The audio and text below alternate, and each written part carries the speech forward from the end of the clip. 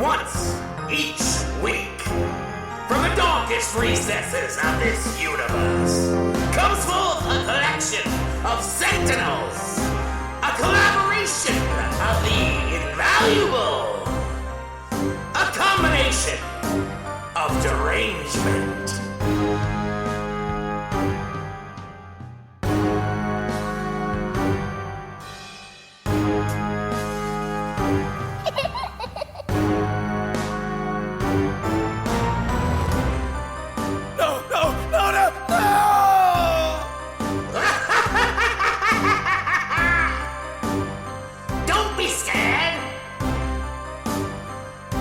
Just S-4 with your host, Eric Cooper.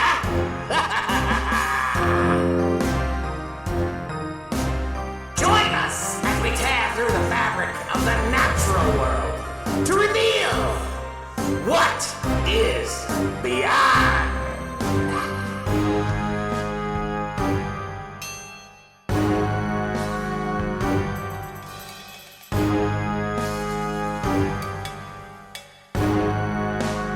Get ready. It's almost time for the show to begin. Greetings, folks, and welcome to S-4, where we talk about the serious issues involving paranormal and current events, coming to you live from the Smoky S-4 headquarters here in the heart of the Cascade Mountains in our studio in Cape Horn, Concrete, Washington. Tonight, August 1st. I can't believe it's already August. It's our August Roundtable. Why? We usually have a roundtable on the third weekend of the month, but you know, we're going to be in the Skagit County Fair here in Washington State, August 11th to the 14th. So there's not going to be, mark it on the calendar, there's not going to be a show on the 15th because we're going to be recovering from 4 days of very long hours and answering questions all day long and playing our intro over and over and over again. It's going to be so much fun. Then the 20th and the 29th, we'll be at the Marblemount Sasquatch Conference, so come out and visit us. Just look for the 7-foot, I don't know, it's what, 8 foot? Or is he 7 foot? He is 7.5 feet tall. Sasquatch in front of our booth. So, it's Roundtable. Tonight we actually have a special guest, Rebecca from Mad Hatter Metalworks and KSVU DJ, which is our terrestrial radio station that plays S4 every Saturday night. And we have Nikki, our resident psychic medium. We have Harmony, our author, and we'll get to that towards the end of the show. And we have Joe, our resident master of pointy sticks and geologist. How are we all doing? Doing good. Great, thank you. Kayla's got about 3 more cows to mutilate, and then she'll be home. Okay. And so She's out mutilating, well, yeah, you know, cattle mutilations and all that. Yeah. Yeah, she's having fun doing it, too. Kind of a scary thought. So, 10 days, folks. 10 days, and get to Mount Vernon, Washington for the Skagit County Fair. And like Cole said, our 7.5 foot tall Sasquatch will be in front of our booth. He is our resident mascot. So, let's see. How's everyone surviving with these fires going on? Good so far. Ooh, it was smoky today. It's smoky Very here, too. smoky here in Darrington. And actually, we have a new hard to breathe. We have a new fire at Bear Creek, which is up above Baker Lake. yeah, it's Chilliwack. Huh? Chilliwack. It's north of Mount Baker. Huh? It's north of Mount Baker, so it's Okay, on the other okay. side of the mountain. Yeah. Friend, hi Skywatcher. Skywatcher. Been a while.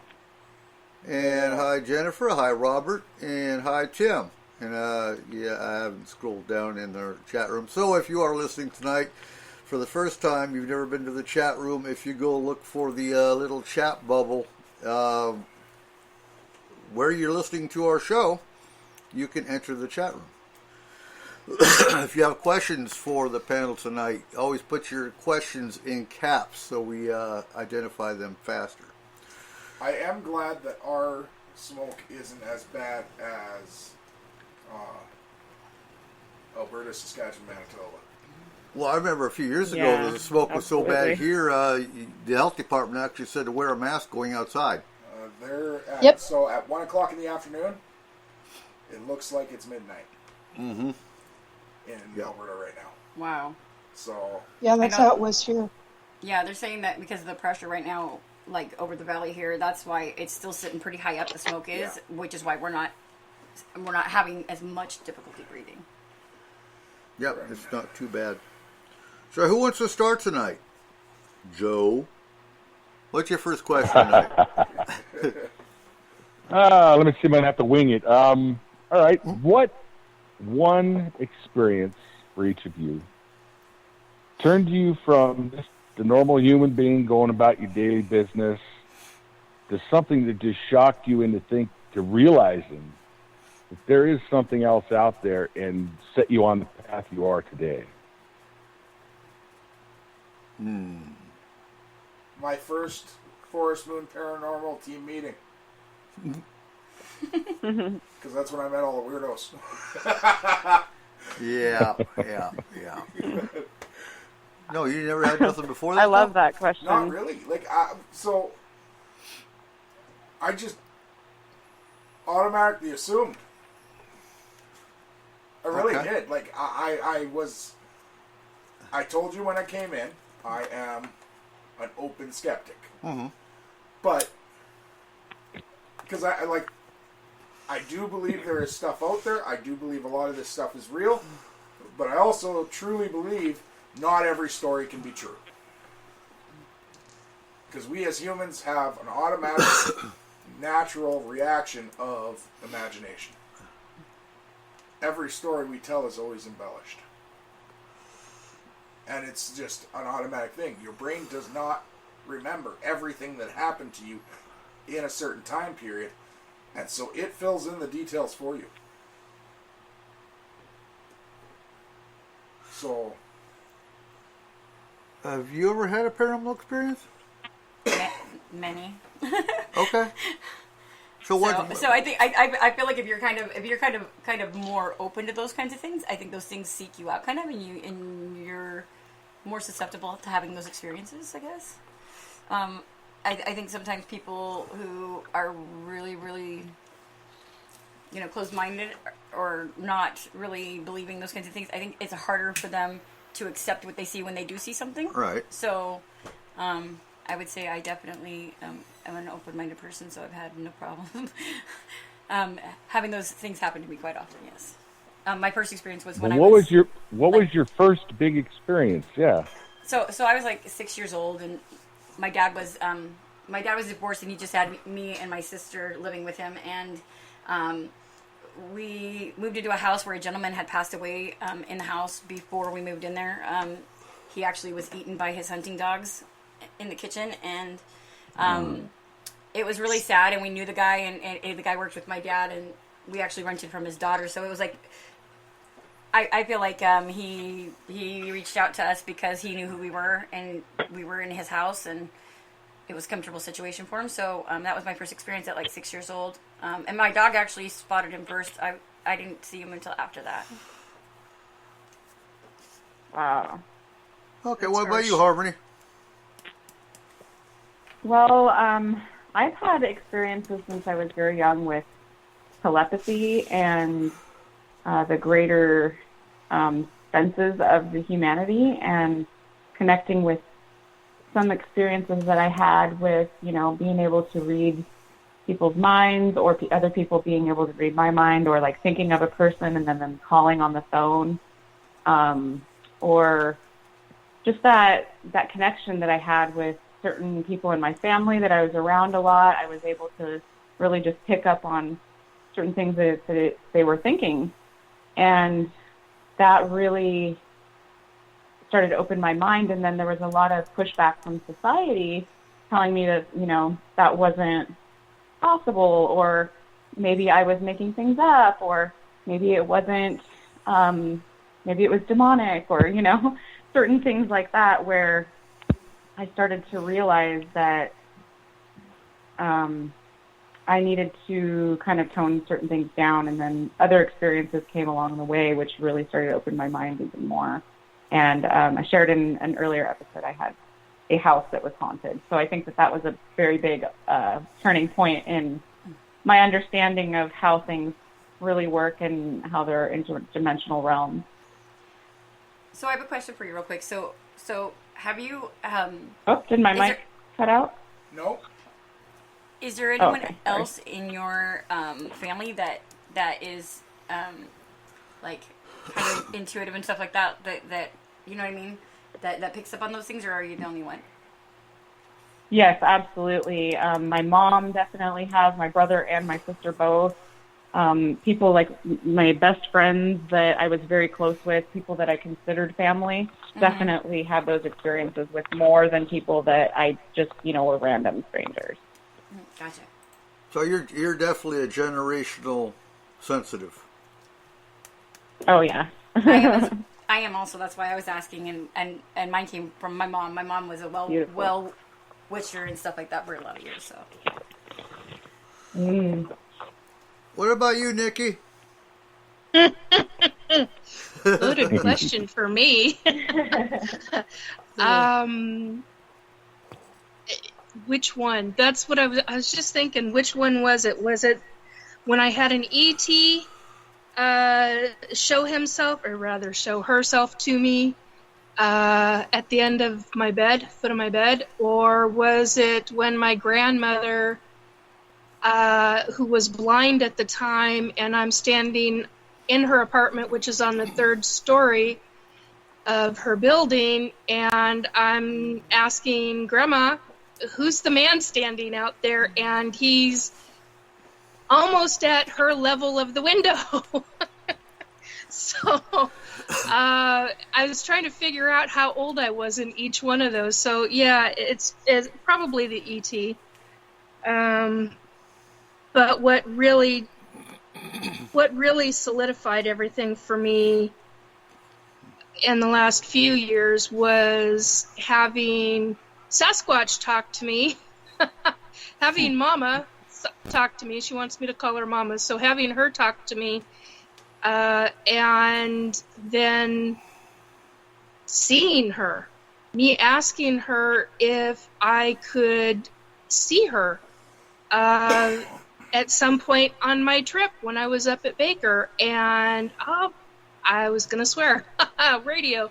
I got a chance to see her. Brief, very, very brief, fraction of a second, but I got to see her, and I went, oh my God, that really was her. And she said, yes, it was. And I went home high as a kite. I was like on a excited, and there goes my kids texting me. Sorry about that, guys. Yeah, I was as happy as you could be. I was high as a kite that day, and not from any drugs. So yeah, that kind of truly solidified everything for me when I made that realization. Oh my word! Hello. So, yeah. Excellent. Kind of where I'm at. Yeah. And I've been sitting here thinking which experience was the determining factor. So my very first experience, I was probably about 16, but I didn't actually get down this trail until 1990 in Stuttgart, Germany. But when I was 16, I was home by myself. We had a 40-acre beef farm and a herd of Hereford cattle. And the neighbors called and said, and so let me explain, too. I was always open, but I really didn't care. Growing up, I knew there was weird stuff out there. I knew there was, I really didn't care. It's like it's there, but whatever. But when I was 16, I was home alone. The neighbors called and said, your cows are in our pasture, which wouldn't be a problem other than the fact that the gate to the highway, which is Highway 9, because this is a big lake, is open. So they can get on the highway and get hit. So it's about a half mile. I had to walk. I have a big leg brace on because I just dislocated my knee. And I had one cow that I don't know if she was on. So when it comes to reincarnation, I don't believe people come back as animals. I really don't. I don't know if there's any validity to that or not. But this particular cow was more like a big dog than she was a cow. And she never got out. So again, she wasn't out. She followed me to where the hole was in the fence. And I crawled through the fence and I started walking towards the cows. And the cows, it was weird. So, I've picked this apart in my mind ever since it happened. But there was no tall grass or anything to hide in. But these cows looked at me, looked right at the hole in the fence, which is, again, about a half mile away, and started running towards the hole in the fence.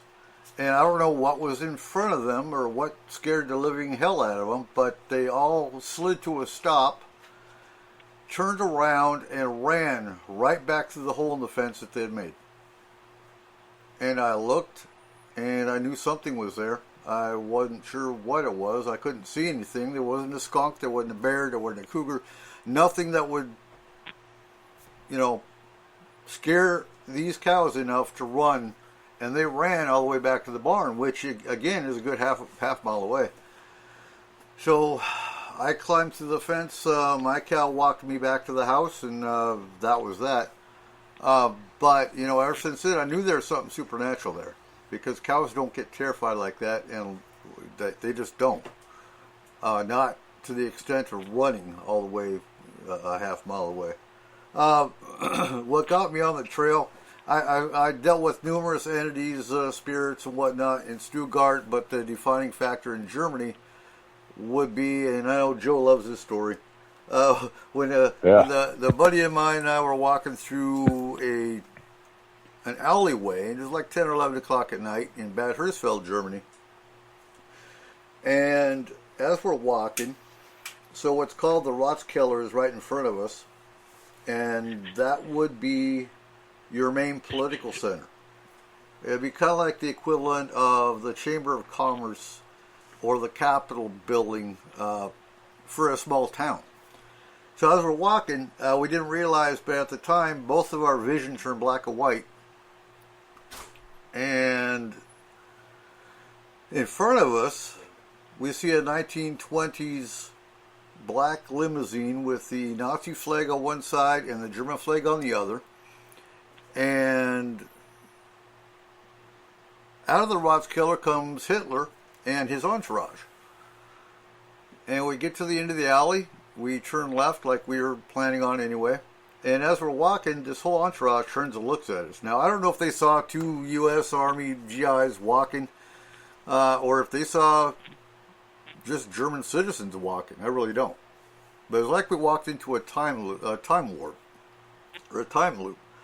And when we keep walking, and our vision turns back to color, and we walked in silence for about 5-10 minutes. And finally he says, "Coop, stop." I'm like, what? He goes, "Did you see something weird back there?" We're like, "Holy shit, you saw it too?" He goes, "Yeah, Hitler and an entourage came walking out of the Ratskeller, and there was a black limousine." I was like, "Yep, okay, that was weird." We both walked through it. We both saw the same thing at the same time. But that was, probably the defining factor of weirdness for me. When it comes to the alien abduction side, that was in 1994. The UFO side, again, was 1994. Bigfoot, not till 2014 on the mountain behind my house. Again, I've always been into the paranormal the last 30 years. And, well, we could write a book. So what about you, Joe? Oh, let me see. Well, like you said, Bigfoot was fairly recent for you, 2014. I can remember when I was a kid, seeing the Patterson-Gimlin film, and then The Legend of Bogey Creek not long after that. So I was always thinking there was something out there, and I spent a lot of time out in the hills. I figured maybe there was something going on, but I'd never witnessed anything or experienced anything profound at all. Early 90s, I was working on a geothermal drilling rig in the geysers in Northern California. Worked 12-hour shifts, get off at midnight. When I'd leave the rig, it was probably about a 25-minute ride back to this little hotel in the middle of nowhere. There was no lights, nothing. I mean, it is a very desolate area. About 5 minutes after I left the rig, I was driving along, had a 76 Firebird, and all of a sudden, it just shut down. All the electrical, the lights, everything. I was able to muscle it over to the side of the road, sat there for a minute, smoked a cigarette, popped the hood, got out, cleaned the battery cables, cleaned the posts, hooked it back up, got back in my car, it started right up. Like, okay, that's nice. I finished my cigarette and looked around. It's beautiful. You can see for miles up to this road was right on the top of a ridge. I got back in the car, drove back down to the little motel, parked, got out, and I looked up, and I could see, because it's surrounded by 120-foot pines. That's all that's around. And I could see the sky lightening up in the east. I was thinking, wow, okay, I guess there must be a full moon coming up. I wasn't paying attention to it too much. Walked into my room, sat down, and I looked at the clock. It should have been about 12:30, maybe 12:45 at the latest. It's 6 o'clock in the morning. I lost almost 5 hours and have no way to account for it. Now, I wasn't really into the paranormal much at the time. And like I said, this is early 90s. There's no internet. There's no blog talk. There's no internet radio. There's nothing. The only thing that was out there was Art Bell. I used to listen to him all the time. Mm-hmm. And it was just one of those things. It just stuck with me. I know there's no way I could ever figure out what it was. I've had people say, well, the aliens got you. I've had people say, no, something came out and hypnotized you and you were in your car. I could have had a grand mal seizure and sat there in my car for 5 hours. I don't know. But it's something I've never forgotten, and ever since then, it just kind of opened up my mind to there's more out there than we know. And all I've ever done since then is just to research and listen and to read and to watch everything out there. But that's kind of what set me on my path. Good deal. So Jennifer has a question. Does Bigfoot have a human voice you can understand, he or she? So when they talk, do they use a human voice? I've never heard it. Nikki? Yeah, they do. When I talk to Mama and her two lower downs, and that's what I call them because I do not know what else to call them. They are that specific, and I get into trouble if I call them anything other than a clan. I've tried calling them a family. I get bonked on the head. I tried calling them a tribe. That's even worse. So I got specifically told they are a clan, and she made it very clear that specific clan up at Mount Baker was a matriarchal society, and it's led by females. And I went, yes, ma'am. When she's telepathic, and when the others that actually do come to visit me, they open portals, which is probably going to freak some people out that I know. But anyway, they open portals, walk through them, and can essentially be invisible to the naked eye. But I am here to tell you, you can smell them. If you cannot feel them, if you cannot see them, you will smell them. You do not have to have, trust me on that one, you do not have to have extra senses to smell them. But with that... So, yeah, but they do speak English, they do, it sounds like a human voice, yes. But is it telepathic, or have you ever heard them verbalize? Actually, now that I think about it, I've always questioned this one memory I have, if it was a Sasquatch verbalization or not, because they imitate sounds. So when, how old was I? 7, 8 years old, in the woods, always knew that I had something watching me. Never knew what it was. It wasn't until much later that I found out that I was being watched by Sasquatch.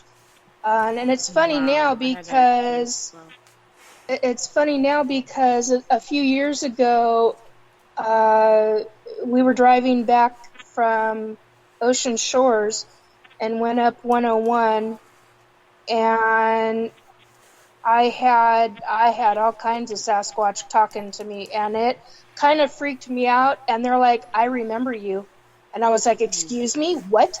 I flipped. I'm a passenger in the car. It's a darn good thing I wasn't driving, because I would have probably driven off the road. It freaked me out. The person driving was like, "Are you okay?" I'm like, "No."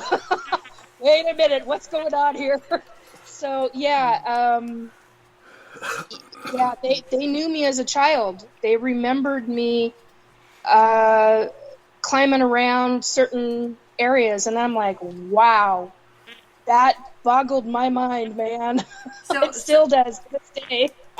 So earlier I didn't share. I hadn't shared. I mean, I shared my first, like, I guess you would call it like paranormal entity type of experience, but I also have had several experiences with Sasquatch, actually, Bigfoot. So one was behind Jumbo Mountain in Darrington, in the valley back there when we were hunting. And my experience was very, very guttural sounds. They were extremely stinky, very, very smelly. And then it sounded like speech almost, like, but it was very like you couldn't understand really distinct words, but you could kind of get the idea of what was being mumbled almost like. Mm-hmm.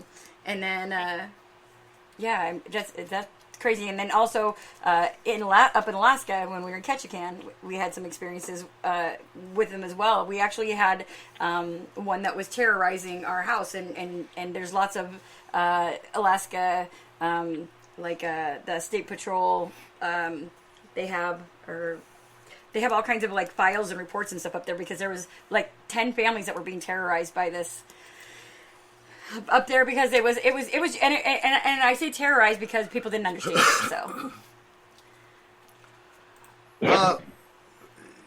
but I'll be honest, so Jennifer, do they have a bad body odor? I don't think it's me. So my personal opinion, it's kind of like a skunk. They can emit their odor when they want to, because my experiences, they've never, I've never smelled them. I've had the tree knocks. Oh. I've seen the the footprints, and I've been in an area where they were, but I've never smelled them. And there's been many reports of people that saw a Bigfoot, but never smelled it. Never had the smell. Yeah. So I do think they can kind of like a skunk. Well, I have an idea then. Maybe when they're startled or something? From now on, with our grifting sites, let's add a travel-sized bottle of Old Spice. Awesome. There you go. Do not offend them. But we better put a note with that says "Do not eat." Yeah. Oh man. Yeah, there's the ones that come to me. The ones that come to me to my home. Very rarely do they smell like garbage. Very rarely do they smell, as Joe had said, like rotten meat. Sulfur I've smelled. I've smelled wet dog, and I've smelled dry dirt and dry iron. Very specific smell. There's only been a couple of times where, over the last few years, when they've come through the portal and come into my home, where I'm like, hello, I know you're here. They try really hard not to, because for me, it overpowers all of my senses. And they try really hard not to do that with me, and I very much appreciate that. So, yeah, I know that they can project. And wow, when they project, watch out. So, I like Yeah, Robert's. I've been out here, and they've come through the area, and I know there's a group, I guess. And Joe, we're losing you. Oh, shit. You're. How's this? Yeah, That's a lot better. Enunciate, kid. Okay. Anyway, there's a group that comes through here, and I can hear them. I never see them. You know, we joke, we call them the 900-pound owls because they hoot at each other as they go through. And there's at least 5 or 6 of them that hooting back and forth as they move through the area, and I never smell them that way. But there have been several times when I've been sitting in the house, and that smell hits. It's like rotten meat, sulfur, wet dog, and see, I've maybe smelled like an like iron. rotten eggs. There is some kind of smell, and it'll make your eyes water. I think the Yeah, smell is a warning. I think so too, Yeah. because we startled the one that we came upon when we smelled the like rotten egg. It was like a rotten egg, wet horse kind of smell, and it was. I think it's because we startled it. So maybe, well, you know, you hear some reports of sulfur. We have hot springs up here, so maybe the odor depends on the region the Bigfoot live in. Maybe whether they had a bath or not. Oh, In the hot spring. Yeah. That's what I'm thinking. That That could be. That smell would stick to you. Yeah, the minerals would. So if they're in the volcanic region like here, if they're in the south, you know, like Kentucky Bigfoot, they don't have volcanoes like we do here, they wouldn't smell like the sulfur. But because we have hot springs here, they have a sulfuric smell. Could be the minerals in the water, maybe? That could be the minerals in the water. Especially it could be, like up at it could be Baker what Lake. could be what they eat. Because you know, I honestly don't think they're all completely vegetarian. I don't think. I know they eat berries. I know they eat plants, but I also think they eat meat. they do eat meat. I know that one. I would Well, say there's been they plenty do. of reports eat of people deer. seeing them with a deer over their shoulder, Oh yeah, Yeah. and or an elk or That's something. just what you I know? was. Yeah, they'll eat deer. They'll eat, you know, pretty much anything. they eat beef too, because we know there's been encounters up here where they've actually grabbed a calf and thrown it over their shoulder and carried it away. So, Yeah, that doesn't surprise me at all. so actually, on those police reports up in Alaska, that was one of the things, was that there were bone piles that they found. So I think the smell, like the rotten meat, that may be part of the system, part of their system. Those are the ones that maybe eat meat. I don't think all of them eat meat. I think it depends on, well, you know, humans. We have vegetarian humans. We have meat eating humans. It's Also no different. depends on seasons too. Depends on what's available. Yep, Exactly. What? A they'll lot of people follow eat seasonally from when what they live in nature too. What? from a friend of mine in Colorado. She's got Sasquatch on her property, and Iced tea? her specific Sasquatch, they travel through her property and they follow the herds of deer. Grease? So pretty fascinating, some of the things that she's talked about. I have something to add to Gnome. So Gnome said they love salt blocks and love taking grease off big machinery. I don't know about the grease part, but I know I read a story from the 1900s here in Concrete, where they terrified. They were, I can't remember what they were building. I think they were building logging roads to run the power lines from the dams, when they were starting to work on building the dams. And this contracting company was hired to build a road. And they pissed off the Bigfoot because they had, you know, big cats, they had big machinery. And Exactly. this is in the 1900s, 1920s, something around that area. And the Bigfoot destroyed their cat. He took one of the road wheels off. Wow. And, well, this was the 1920s. It's not like today where you can just say, yeah, Amazon, I need a new road wheel. Or, call a cat and say, hey, I need a new road wheel delivered up here ASAP, and you get one in 5 hours. No, it was going to take them a week or longer because one of them had to get on the horse or, whatever, grab the road wheel and take it down with them to get to town, which was probably by train or something.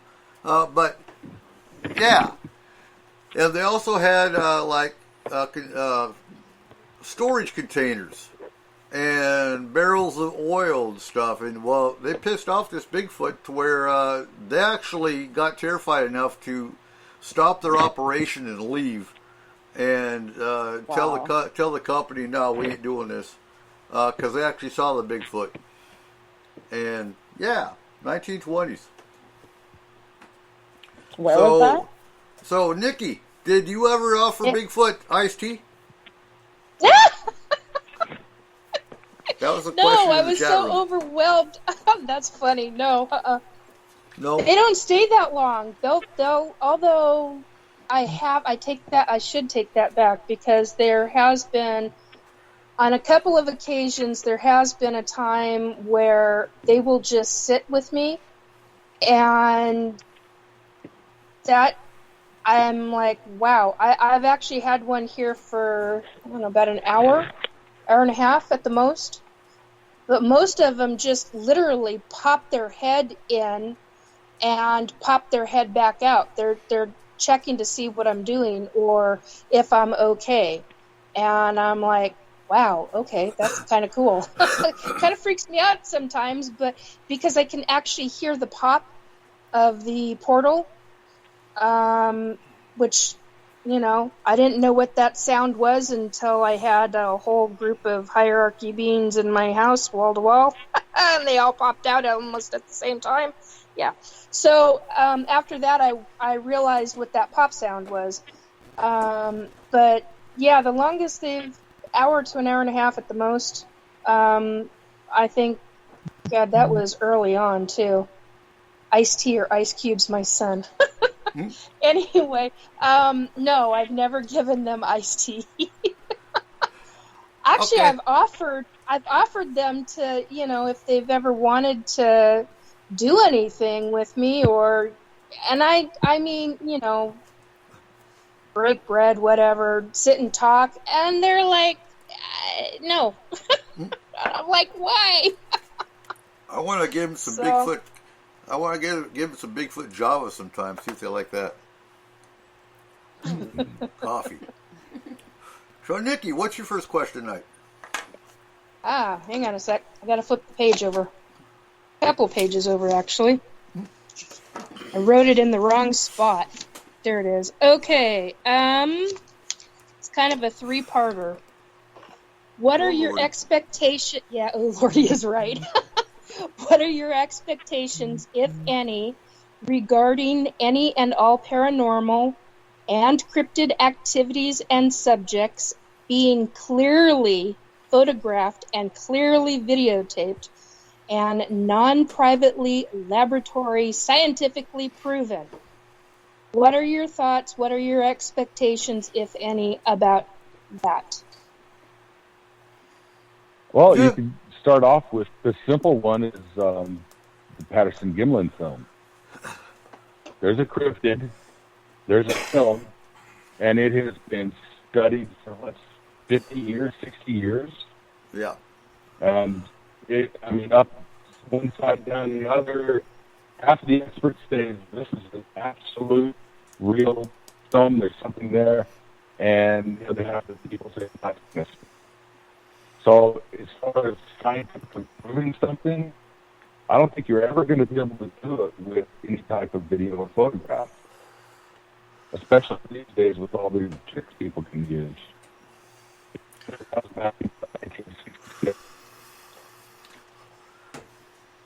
Yeah, there's no way. Okay, there's no way. Yeah. And nobody would actually let it come out, even if it was scientifically proven.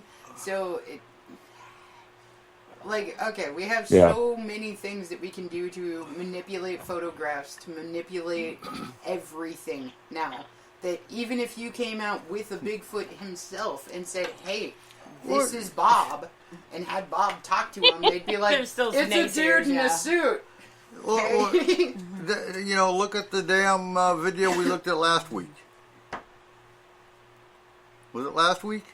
In Oklahoma? What video would that be? I don't watch videos about dams. Huh? I don't watch. Was that the TikTok one? Yeah. I mean, yeah. You looked at the original picture, and okay, it could have been a Bigfoot. But then you look at the video where he's just walking. You can tell, obviously, it's a guy in a suit walking through the woods. Because I'm sorry, Bigfoot's not going to very carefully step over a stick. He's going to step on a stick. Right.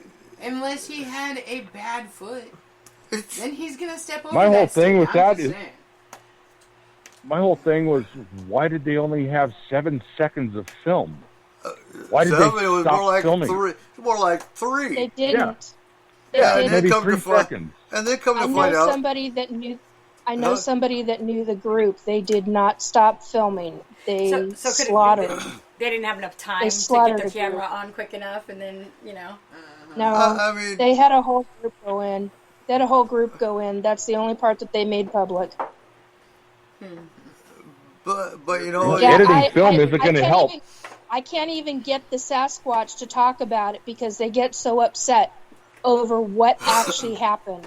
And I got told by Mama and the other two that it was a, they didn't use the word atrocity. I can't remember the word. It's like what happened in Germany. I cannot think of what that's called at this second. It's a specific word. Anyway, they are horrified by what actually took place there. And The filming? the slaughter. There was a slaughter there. It wasn't I didn't hear about that. Yeah, there wasn't just filming. There was a slaughter. And so when A I human slaughter tried or to a Bigfoot slaughter? Bigfoot slaughter.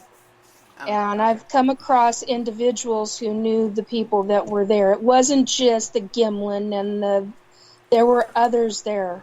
And when I found out about it, I started asking questions of Mama and the other Sasquatches.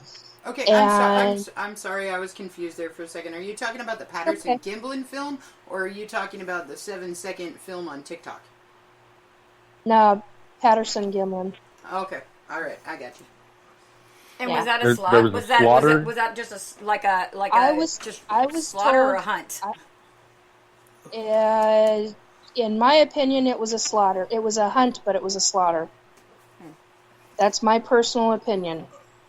I got to be careful with how I say that, but I know certain individuals that have the hands and the feet, and they will not talk about anything else. I mean, it upsets me terribly, and when I found out about it, I went immediately I went telepathically to talk to Mama about it, and she got very angry, very upset, and the other two had to calm her down and then had to talk to me.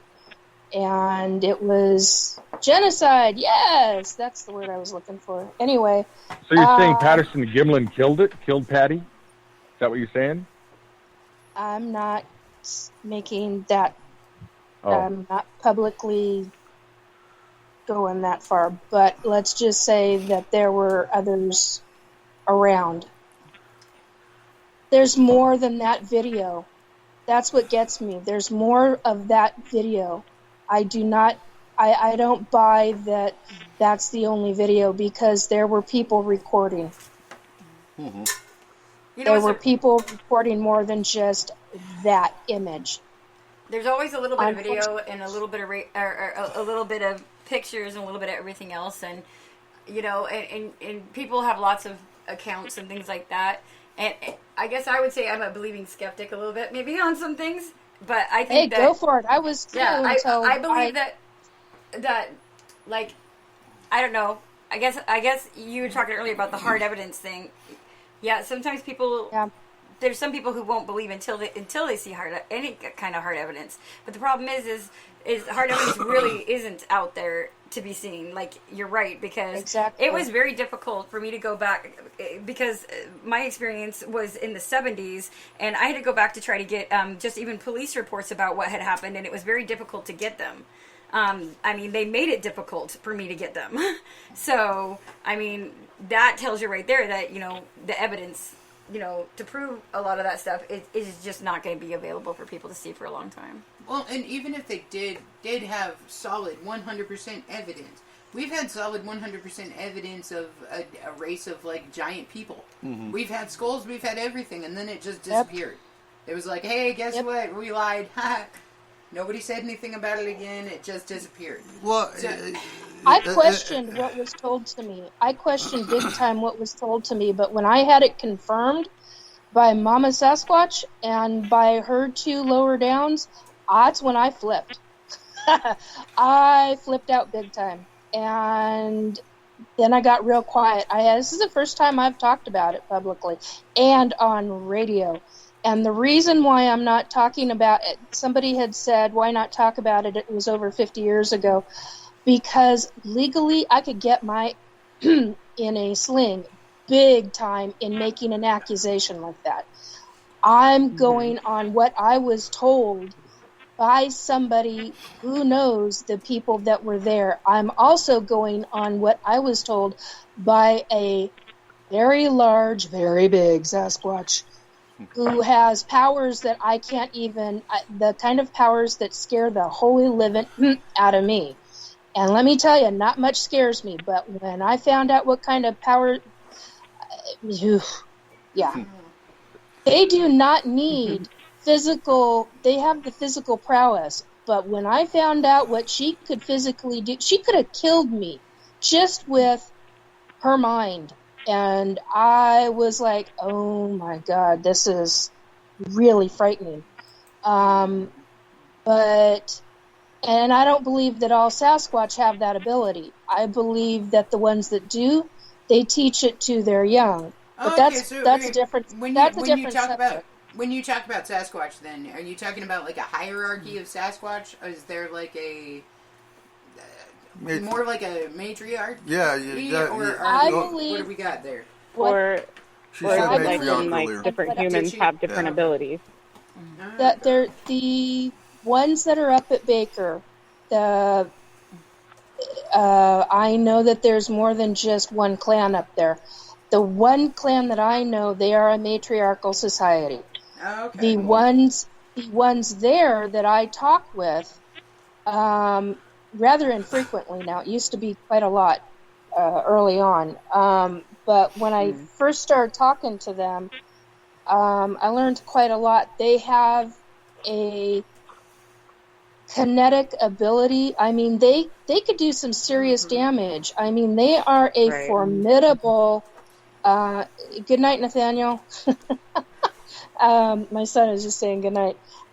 First time he was listening tonight. Anyway, so they have a formidable power.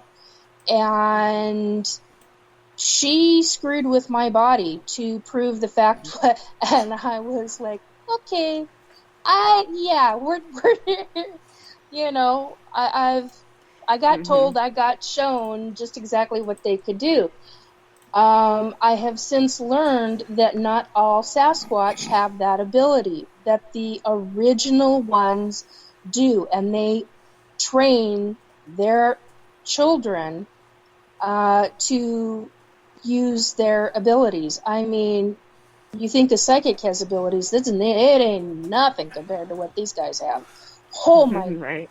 Okay, so for the last, let me bring something up because when it comes to paranormal, everyone's got their own little idea of what paranormal is, and this is a question that came up from Jennifer. So, as far as S-4 and Forest Moon Paranormal are concerned, because there's a lot of infighting within different fields, is Bigfoot paranormal or cryptids paranormal? Oh, no, they're not paranormal. That's going by the Bigfoot community.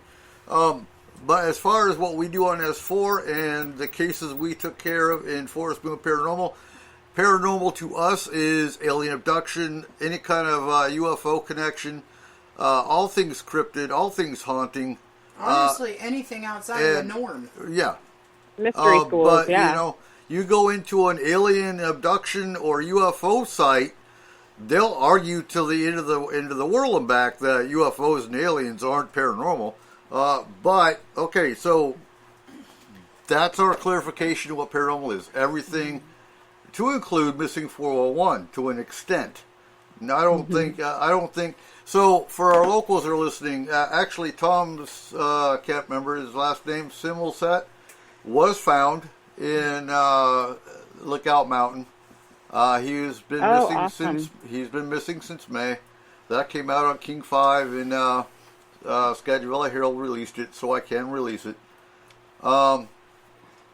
So that proves he wasn't a missing 401 case like some people were thinking at first. We still got Rachel Aqueduct missing. But I have to ask, how many of these cases are truly paranormal related? I don't think near as many as are shown to be, honestly.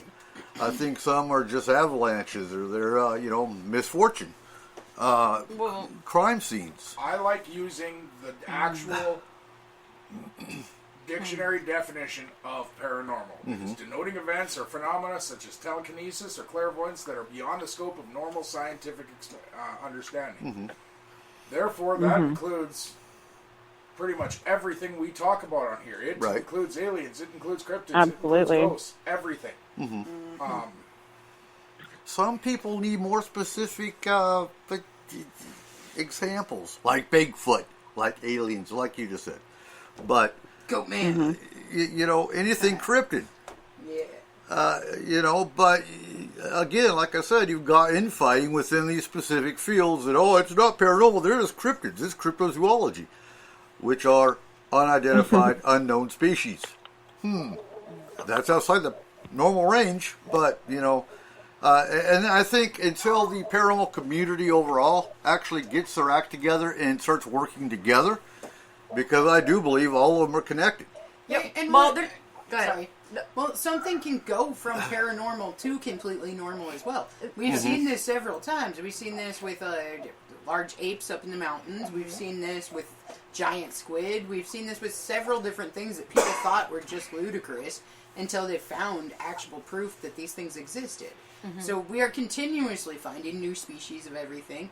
And as we do, it kind of drops off of the paranormal list onto the normal list. Right. I mean, there's such a tie between those two. It's insane. Well, the amount of overlapping data for all of these different things. I mean, all of the things and the number of accounts and the consistencies between a lot of the stuff. And I mean, obviously, those are all things that eventually at some point in time the paranormal is going to shift into normal, just because it's there's so much of it that's all in sync. It has to. Well, we look at it in the scientific way too. I believe it's and happening now. That's kind of part of our big problem, is everything has to have a scientific explanation to it. Well, that doesn't mean that science has caught up to the explanation yet.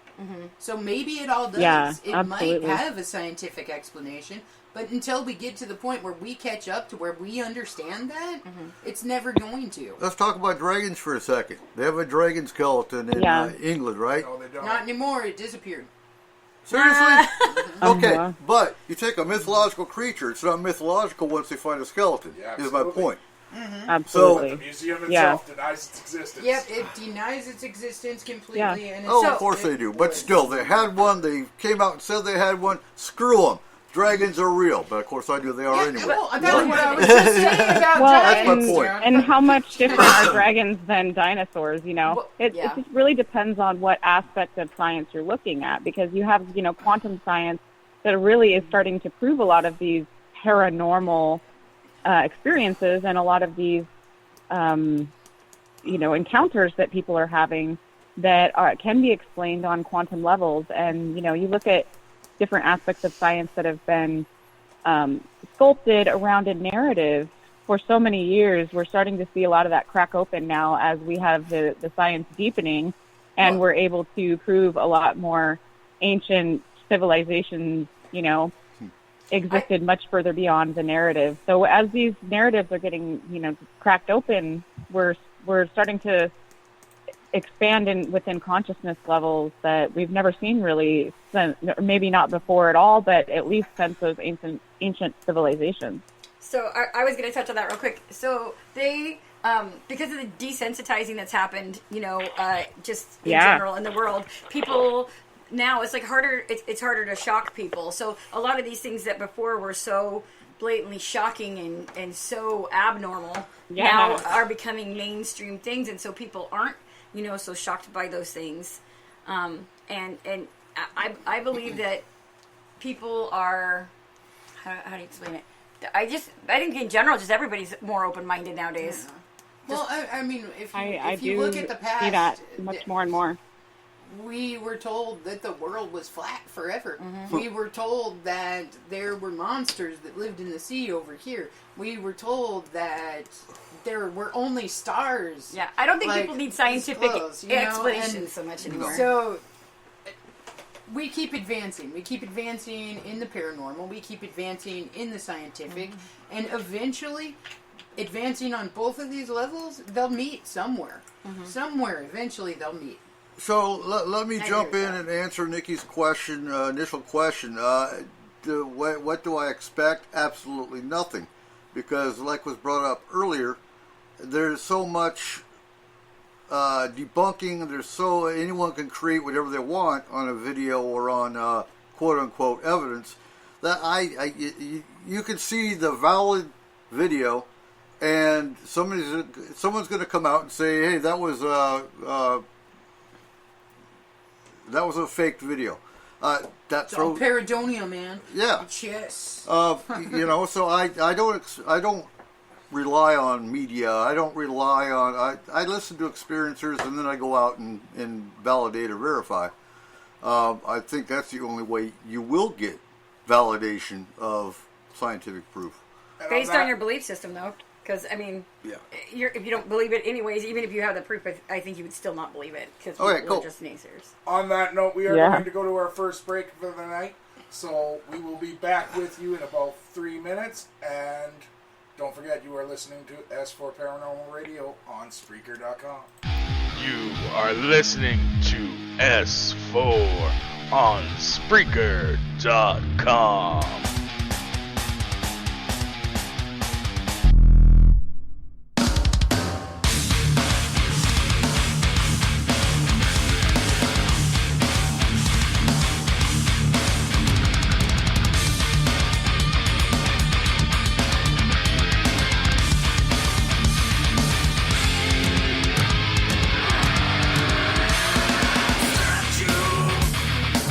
You break, you're going down.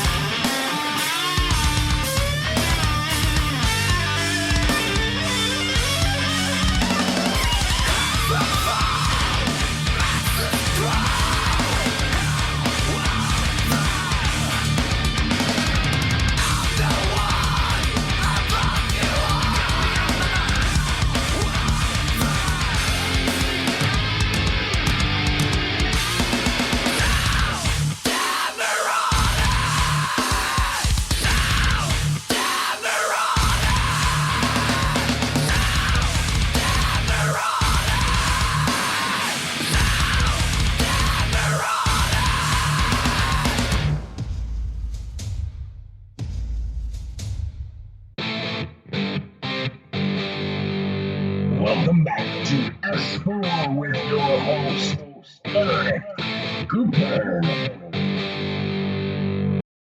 And welcome back to S4 for our second hour of August Roundtable tonight. Again, like I said in the beginning of the show, we will not have a show on the 15th because we will be recovering from the Skagit County Fair. Aww. Don't miss us. We'll be there from the 11th to the 14th in Mount Vernon, Washington. So if you can make it, stop on in. So, And we have no idea what we're doing next week, do we? no. No. But we will have something for you. We're hanging out. We're talking. Yeah, doing we're our hanging out. thing. We're talking. Yeah. Like we always It'll do. be great. So what's your... You're coming to my grand opening. Huh? Yeah. We're talking about dragons. Yeah. Hey, so what's your first question tonight, Rebecca? Oh. Okay. So, I try to go easy on you guys. No, I'm just kidding.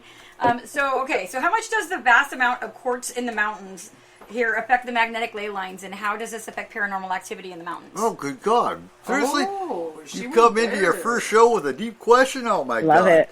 Where's Oh. Mr. Geologist? Hey, What? That come on, is Joe. along the lines of what I was going to ask. Oh, she stole your question? Yeah. I'm brilliant. I mean, I'm an artist. I can't help it. No. So when it comes to ley lines, Deep question. ley lines could pop up seemingly wherever they want. We've had cases where ley lines actually came in and opened up a portal to a house that we had to close. I don't know. I don't think it's ever been proven what specifically causes ley lines. Paths of travel. Yeah. It's Well, the part of energy it. from all that traveled the path. That Part of it causes is Yeah, it's magnetism. like- Well, I know part of it is magnetism. Energy. And I know that Right. crystal, I mean, obviously, quartz and stuff, all of that puts off, emanates energy, which Absolutely. creates Yeah. magnetic lines. Absolutely. And that's why I was wondering when you're in the mountains, how, because there's, like, especially like up in these mountains, there's so much quartz up here. How does that affect, would you say there's increased activity Well, up yeah, here have you because seen of some of the that? crazy shit that happens? Oh my gosh. Yeah, I thought that was the water, though. I didn't know it was the mountains. No, So, man. so we have a UFO that goes at least 3 times a week from White Horse Mountain in Darrington to I Mount saw Baker. it. That was my first experience Yep. ever seeing a White UFO. Horse Was the Light. other night. I told Cole about it, and it was hanging up there forever. And I mean, hours. I watched it sitting up there, and it was the first time. And then out in the woods, because we went down the woods. At first, we thought there was somebody out there with flashlights, and then there was like all the lights got all. It was like fuzzy out there, and it was like little flashy things all over, and it was crazy. It was the weirdest thing I'd ever seen. But That is the best answer right there in the chat room of what ley lines are. I love that. I Well, like then what it. So is it? Robert What is says it? ley lines are the tire threads Tire threads treads. of cosmic travelers. Oh, And yeah, I like it. get that deep. So yeah, To my understanding, they're energetic pathways. So, you know, they can be from rivers, they can be from mountain, different ranges, they can come from highways, convergences of different sacred spaces have these huge ley lines that connect. And they're energetic pathways, essentially, like however you want to look at it. It's like whatever these chi sources or prana sources, energy manifestations that continue on a pathway, that's kind of like the convergences of those create those major ley line portals. Well, I think portals are actually where ley lines cross. So with that, and Yeah, to that's- answering your question, then, if you go with Harmony's explanation of what ley lines are, then energetic pathways would be where all your crystal, where all your...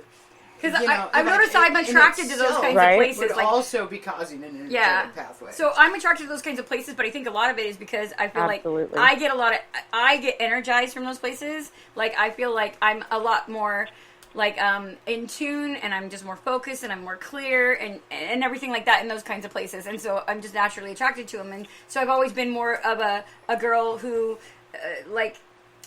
if I'm not in the mountains themselves, I'm looking for those places that have that same, you know, those same kind Same of feeling. Yeah, those same ley lines, you know, and Yes. energy sources and stuff. And so I just always wondered about whether there was an actual big connection to that or not. Yeah, What it you sounds like talked it about- to me. What you talked about, Eric, with portals. Portals can be opened up anywhere. Oh no, absolutely, for sure. absolutely. They can, yeah, they can follow Yeah. ley lines, but not necessarily. But, Yeah. okay, Exactly. so let me add to that though. So in the case of missing 411, for example, if you have a cross ley line that opens a portal in a mountain, that could be why some of these people are disappearing.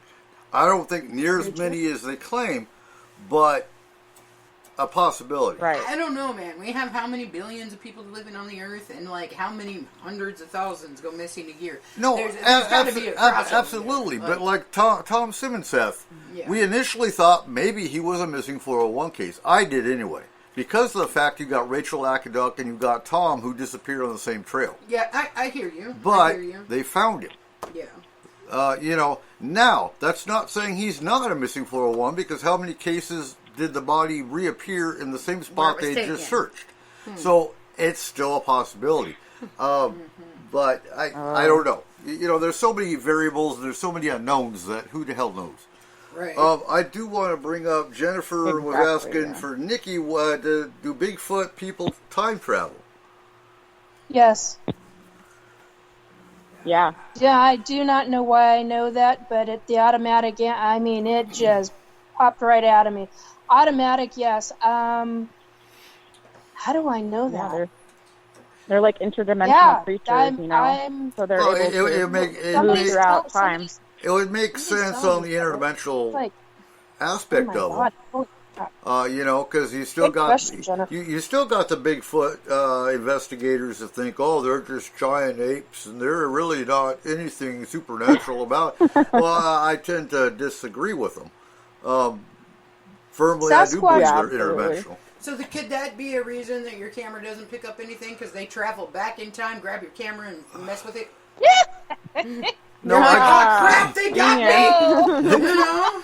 honestly, I can think that's screw just with because of the cameras. energy they produce. Right. Isn't it possible that there are two different Joe! groups? There is one group that's just, He's back. an animal that's out there just like us, walking around Joe. the woods, and there's another group that maybe To They do are a time little travel. more- Joe time Do I travel. time travel? Yeah. We're talking, like, what you're saying is there's, like, the Bigfoot, and then there's, like, the Bigfoot.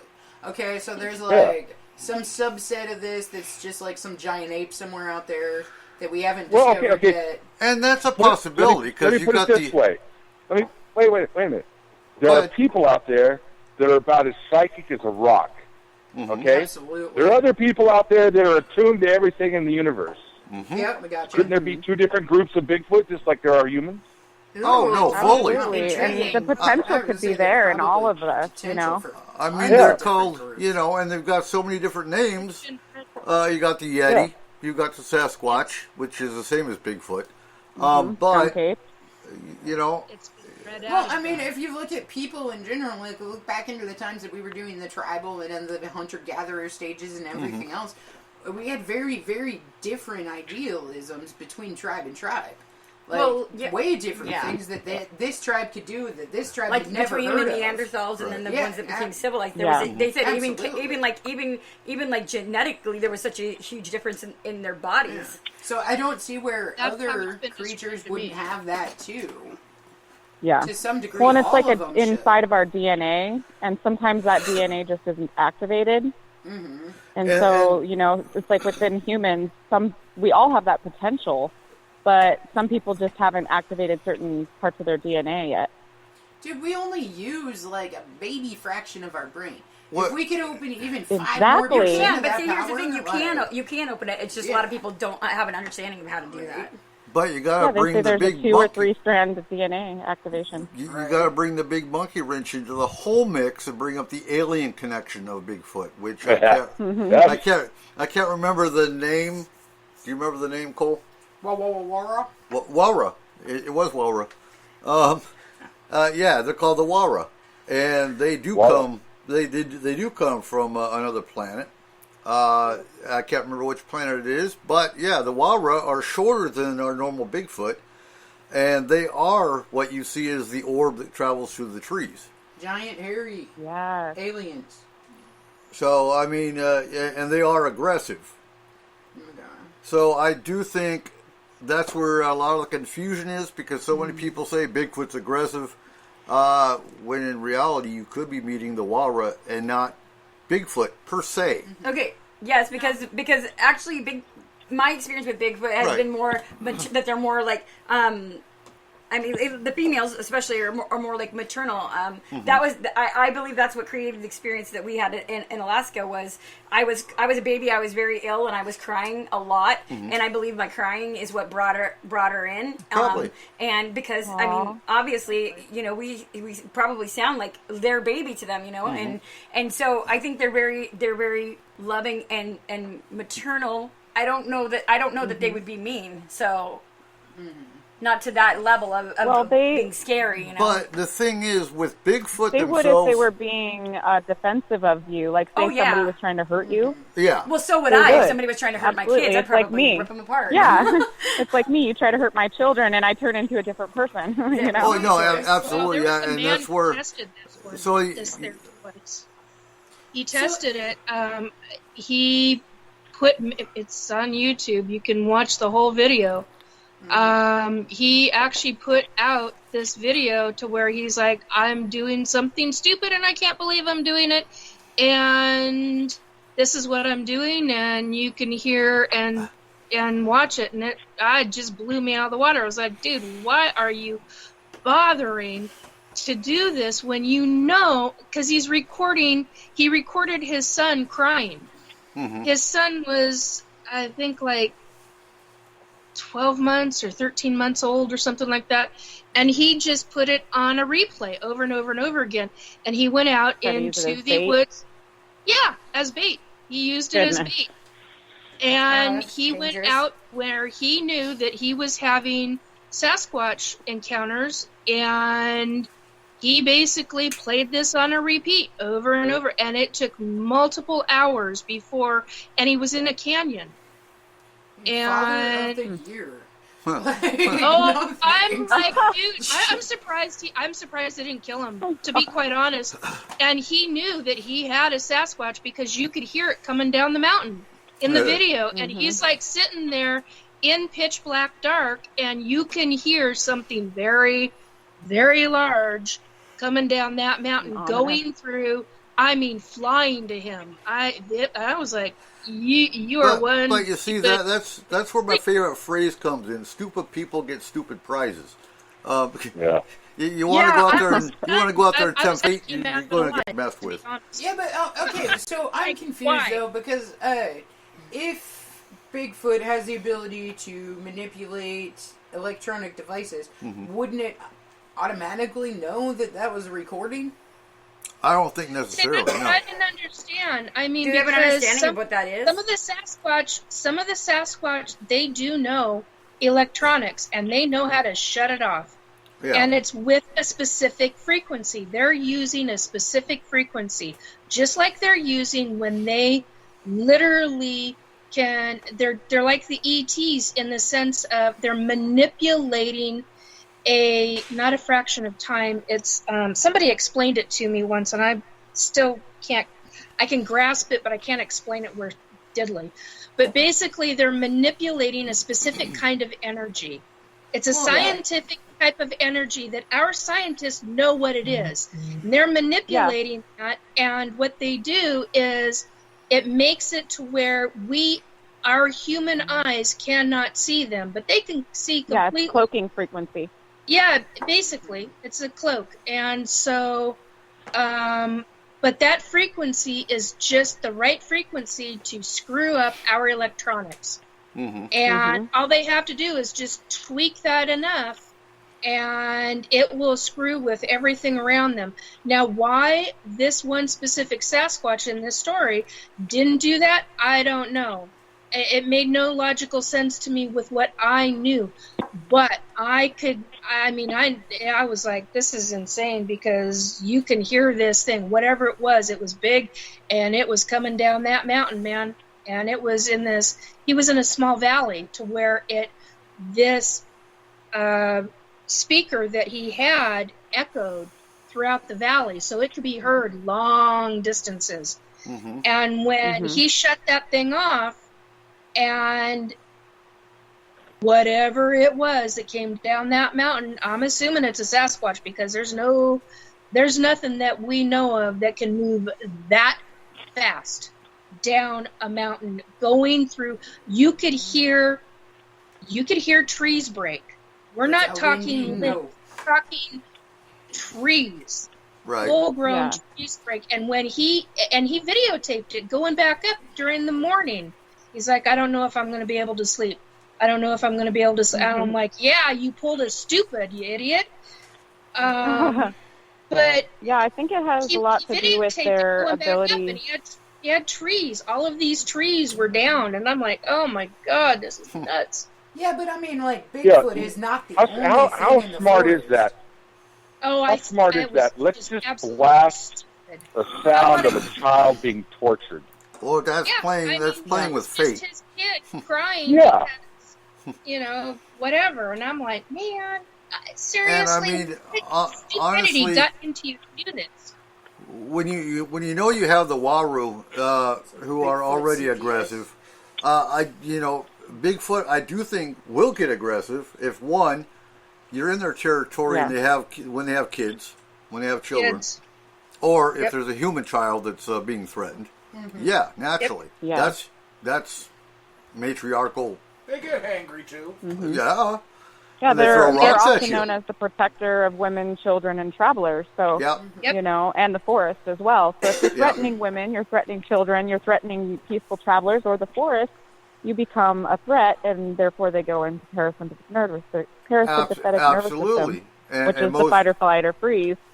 And most humans are the same way, so why wouldn't a Bigfoot? And Yeah, not to doubt that it was a Bigfoot, but there are a ridiculous amount of creatures out in those woods, paranormal and Yeah, absolutely.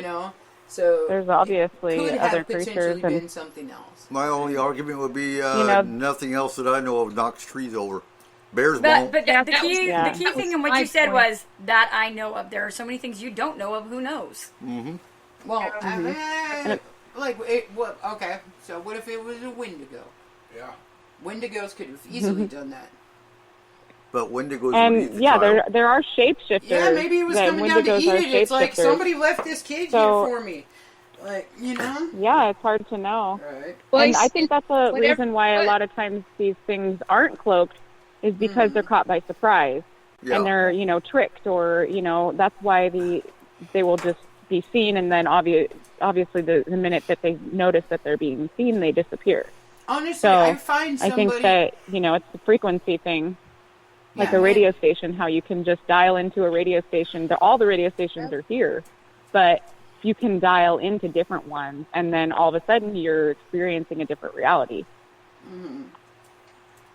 Well, I find, like, people that catch Bigfoot on camera, people that catch Bigfoot in the woods, stuff like that, is like the equivalent of accidentally walking in on somebody who's in the bathroom.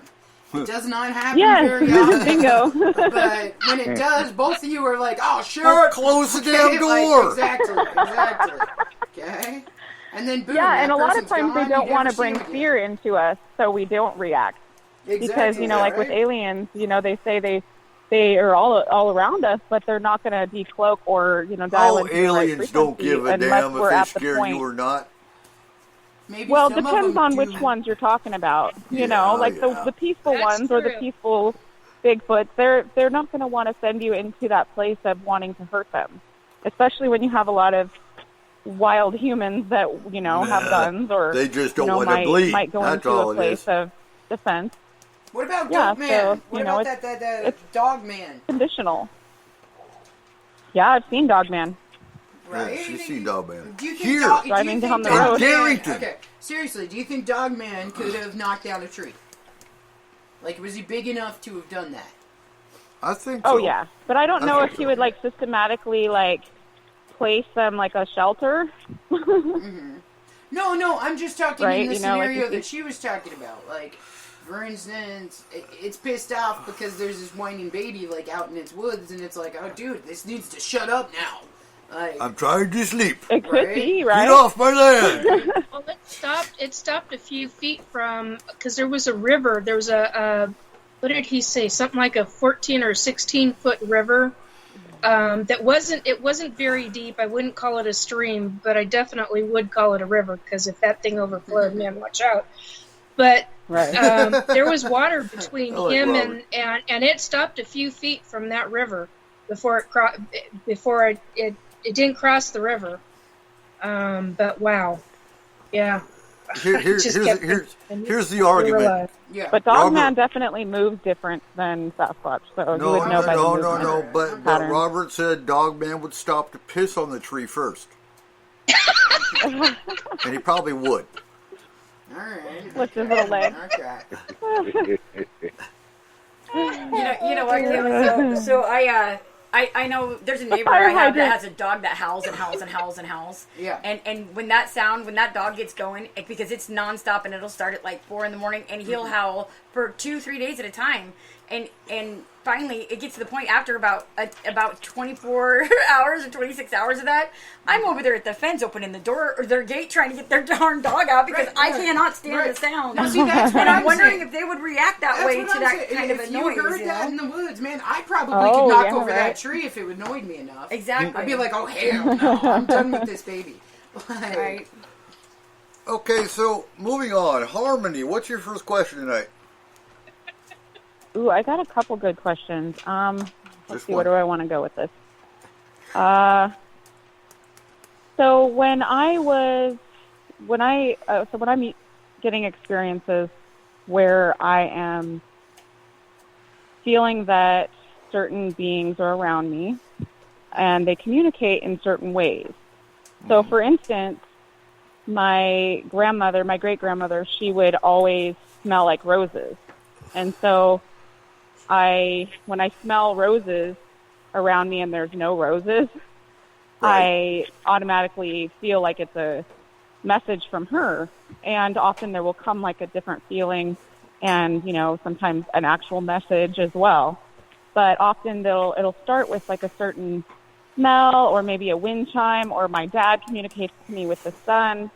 There are all different sorts of sensory communications that certain people will choose, or certain entities or certain ghosts, ancestors will choose to communicate to us with. And I gave a few examples of what I have experienced, and there's been so many different ones over my lifetime. But I would love to hear if there are any kinds of experiences you guys have had with that, or want to share some of those experiences. So, I don't have spirits that come to me. Our property is heavily protected, so they can't get through anyway.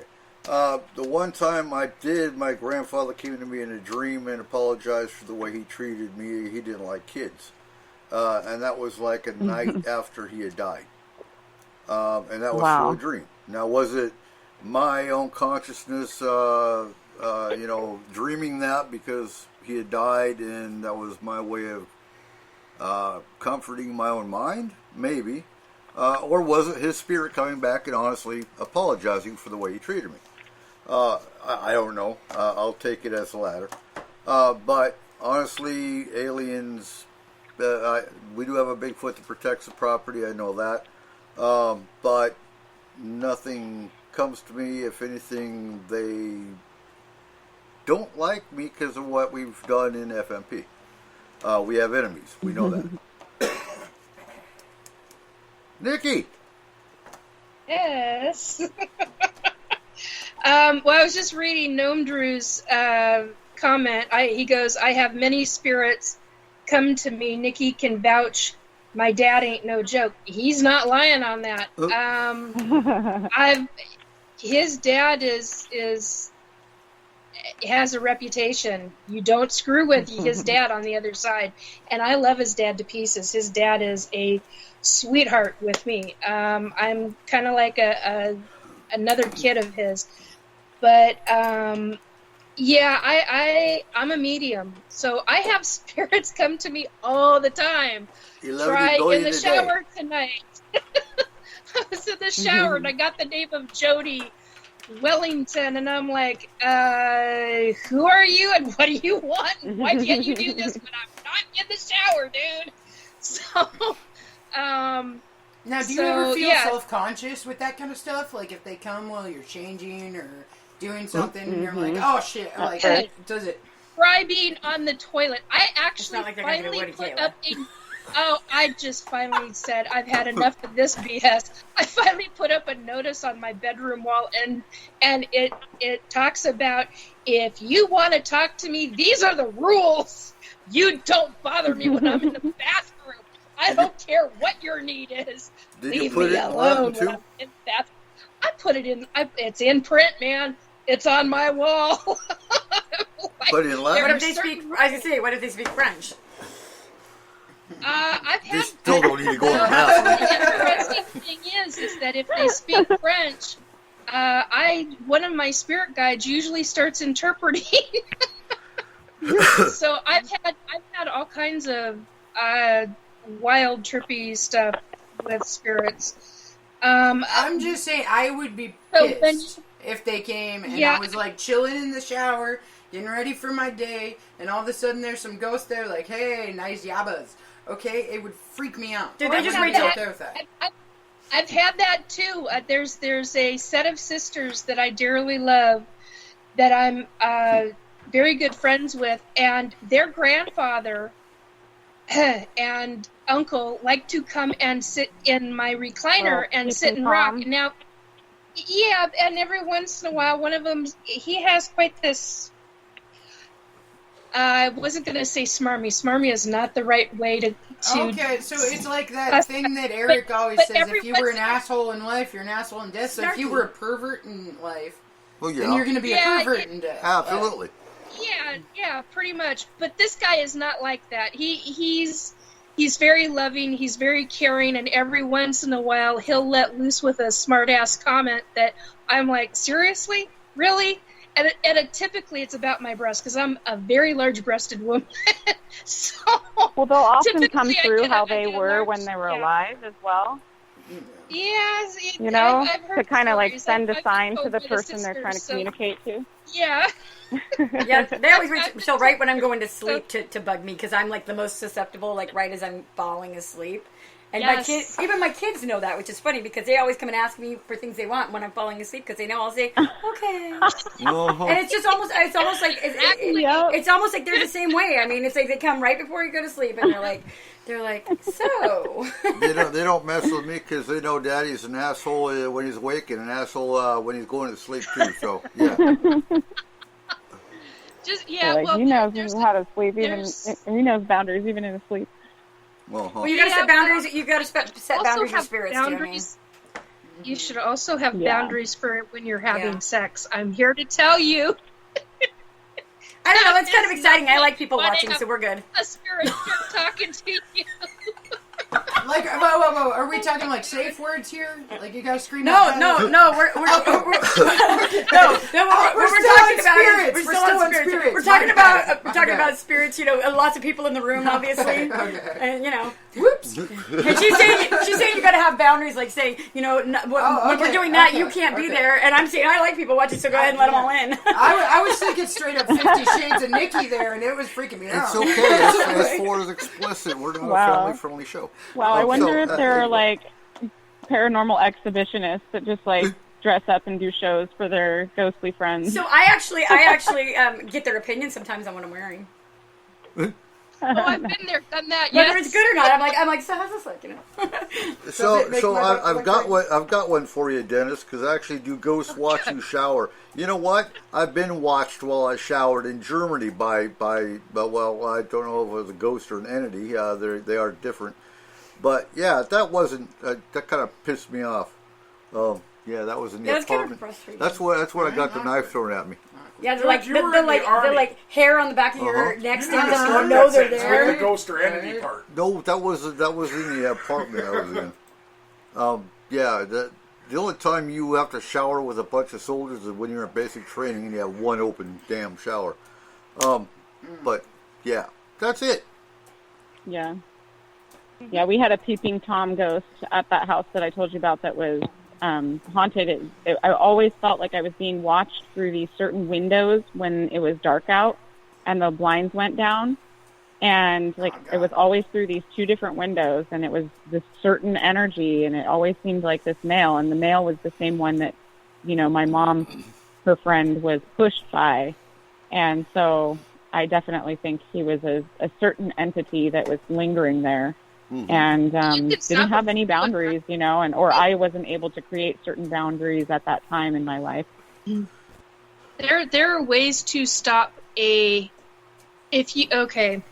now this is going to get real serious for a second. There are ways to stop a peeping entity, a perverted spirit.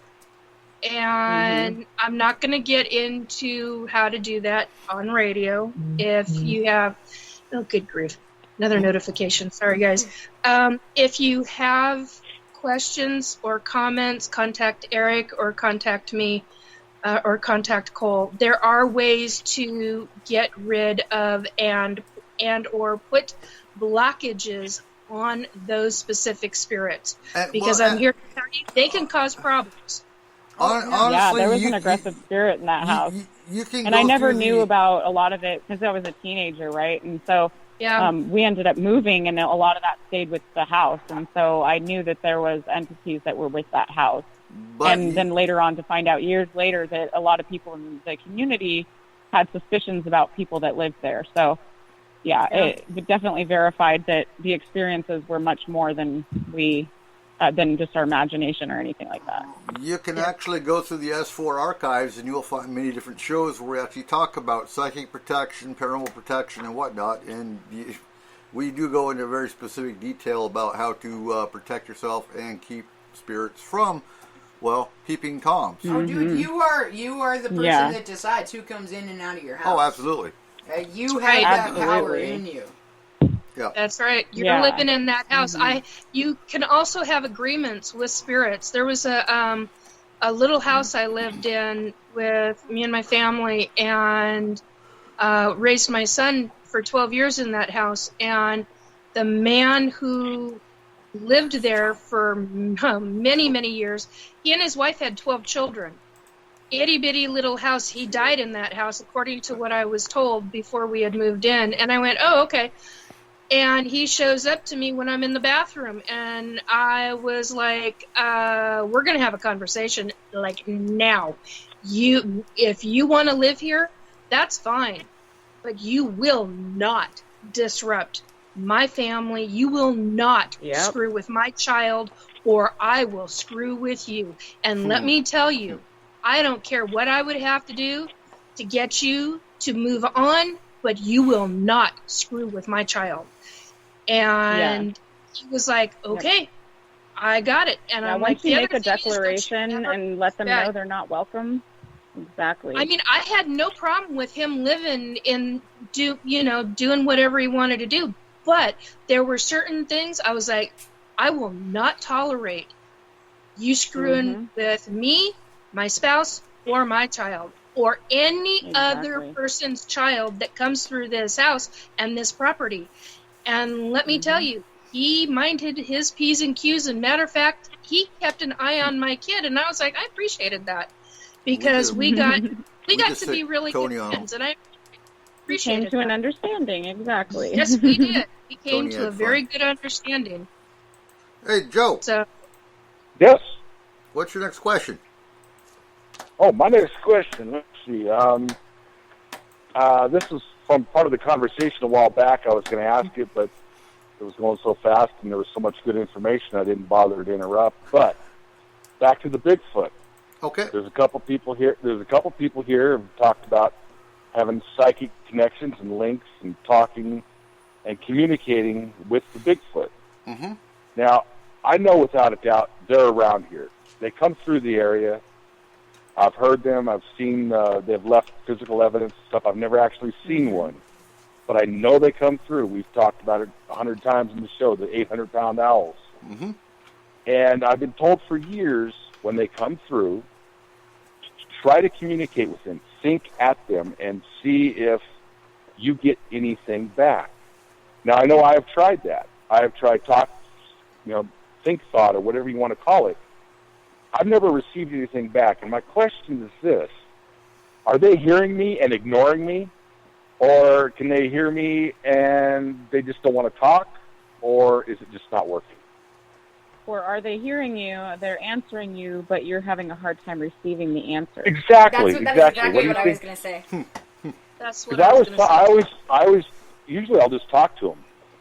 Because like right now, I'm sitting out here, I'm outside, I'm in the woods, I've got the forest spread out in front of me, sun's gone down, still a little bit of light out, but if I'll hear something out there, I'll talk. I'll say, hey, how you doing? And I'll let them know that, if they don't mess with me, I don't mess with them. They never have. So, but I've never received any communication back. Okay, my Have question you to received a feeling or a sound or like a smell or anything? You've received communication. They've thrown rocks at you, bro. Sometimes they don't. Right? Yeah, sometimes they don't communicate with It might be words. nonverbal communication, but they're still communicating, letting you know that they heard you and they respect your boundaries. Yeah, I think maybe that's like I said, they come through this particular group, they hoot like owls at each other as they're going through to communicate. Mm-hmm. And you can hear them come through in a group. There's about 5 or 6. And they'll move through the area. They know I'm here. I know they're here. They know I'm knowing that they're here. But I've never, I've had small pebbles thrown at me. I mean, no rocks, no boulders or anything. I've had little rocks the size of your thumbnail. Well, and I mean, they wouldn't throw a it'll boulder come at you clacking up unless they next to didn't me. agree with you. Like, no. Right. I figured there's nothing big, so they're not mad at me. All right. But I've never heard anything, and I'm wondering if they're trying and I'm just a broken receiver, or maybe. I wouldn't say maybe broken, receiver blocked receives maybe. in different ways. Or maybe you just pick things up in different ways, Yeah.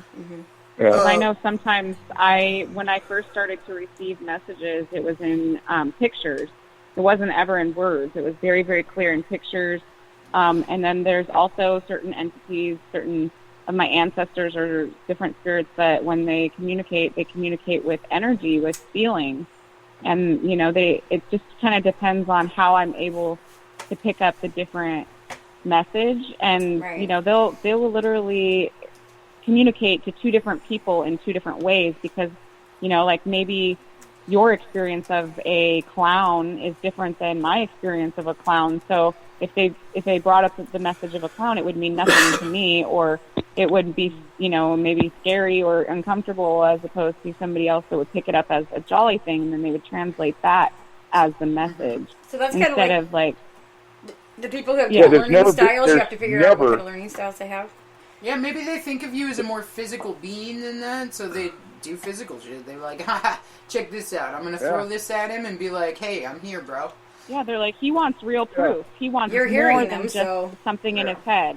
Yeah, They know how that's to another thing communicate too. I would love to see them, and I even say that Mm-hmm. to them and think it, and I say, but I've never seen them. But I've never once had that fear reaction when they come Hey, Joe, through. I know these things. Yeah. Joe, try making yourself just available. Don't think it and don't speak it, but just be. Like just go out and sit and just be. And don't think. Don't just totally just clear your whole mind of everything. And when you do that, That's where I was going to go. Yeah, you can like you can open yourself up really good to being able maybe to get something, or maybe to just meditation. Or maybe to be able to just yourself be able to actually focus enough on what's going on around you to be able to actually pick up on what they're putting out there. Yeah, I mean, I've tried them all over the years. I've how you want to see it. Yeah. Hey, Joe, I got a question. Sometimes you want to see a message in your mind. You want it to be a telepathy experience, but don't get attached to that exact experience. Like you said, you had stones thrown at you, so maybe it's just the way that they know that you need to. Maybe not that you want to, but that you need to first start experiencing it. Because sometimes if we go into like immediate, like I saw it, it can create a lot of shock. So. Yeah. Maybe it's just easing you into certain things. There's a lot of different possibilities to what it could be, where you're not just blocked or that you're. Yeah, I've done all the different things. I've just relaxed when they come through and let them know that I've got no fear of them. I'm not going to harm them, and they're welcome here. But I do that to the deer and the raccoons too. So. Now, have you ever had yeah. a telepathic experience with anything besides Bigfoot? Like, ever before? Not that I'm aware of, no. So you might That just could be be part of it. blocked. Like, honestly. Yeah, it could And just that be- might Like- not be you something need to that hone in you those can skills. actually harness and do. Yeah, my antenna means might you be need to be more- broken. Activate that. But you know what you can do, like I said, is, No, your is even tech's not even broken. even if you're going. I mean, I know it'd be nice to have that kind of experience, but even if you're blocked from that kind of experience, you can still, if you clear your whole mind and everything, and you just sit out there and, like I said, and just be your perception, your brain will still pick up on the cues that are out there that even whether you have that ability or not, you'll still be able to pick up on things that you Bingo. normally wouldn't be able to because your mind will be quiet. Yeah. That's Joe, generally what I do. Do you want experiences with the fairies that are in the forest? Oh, I've Or is seen it them. just the Sasquatch that you want Well, connection? I don't necessarily want an experience. It's just I acknowledge that they're here. I let them know that I can see them. Like, never seen a fairy, but I have the little blue lights once in a while show up on the edge of the forest. It's like a Christmas tree light will blink on and blink off. It's always a blue light. It could be And that with the they're your Sasquatch- teachers, that they're teaching you your telepathy experience, you know? Yeah. Well, I do have an owl that visits here almost every night. It sits in a tree and I watches have an owl me. too. and- somewhere. That's so funny. I have an owl. It's just a small owl. Yeah, me too. Okay, Wow, whoa, that's weird. wait a minute. How many people don't have an owl? Okay, we all Okay, have we an all owl. have owls. That's odd. Okay. No, I got toads. Oh, there I you got go. toads. Oh, you can keep the toads. I I don't don't have want an no owl. toads. I've got toads. We don't need toads. No toads. Nope. I have Nope, a we'll keep raven the as owl. well. No, Owls I are got. cool. I was gonna say I have a raven too. I got good toads. Toads are good for me. Yeah. Ravens are good. Oh, and I do have a fox that comes by a couple times a night when I'm sitting out here. Oh, neat. So, He comes You so don't by. have chickens, do you? About 20 feet away. I want to You've address a got couple good of comments energy going Jennifer through had in the chat room. No, Bigfoot does not typically bother humans. If anything, if they like you, they protect you, or protect your property, your house. Do they fight each other? Personally, I don't believe so. I believe your clans have their clans, and they pretty much know their territorial areas. Well, you have to question that because supposedly they put up those structures as boundary markers, Yeah. not necessarily for humans, Well, but maybe for other clans. You know, I've always looked at every supernatural creature as I look at humans, and every single Yep. individual is different, and they have different experiences, and they have different actions that they would take in different circumstances. Yes. So some of them may Exactly. be violent towards another person or another one of their own creatures or anything else, just like humans. Some of them are violent. Some of them do this. Some of them do Yep. that. Like, I wonder if Bigfoot Some has people- road rage. Mental mixed with genetic and Oh. yeah. If you're in his path, Huh? if you're in his path blocking his way, like he just rolls over you with that tree. Yep. I can see it. Really. I can see it. Uh-huh. Oh, let's see here. Nikki, what's your next question? 1 second. Where'd it Open up go? the other screen.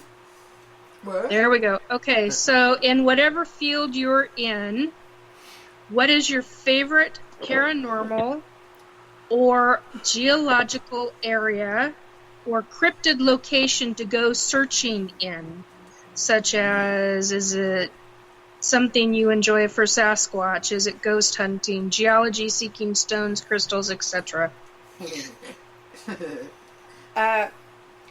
for me, it's stones. Definitely, like I said earlier, I find myself constantly being drawn to places that have, that have energy, that have quartz, that have, all the different kinds of mineral lines and things like that. I'm definitely a rock hound because I get a lot of power off that. So.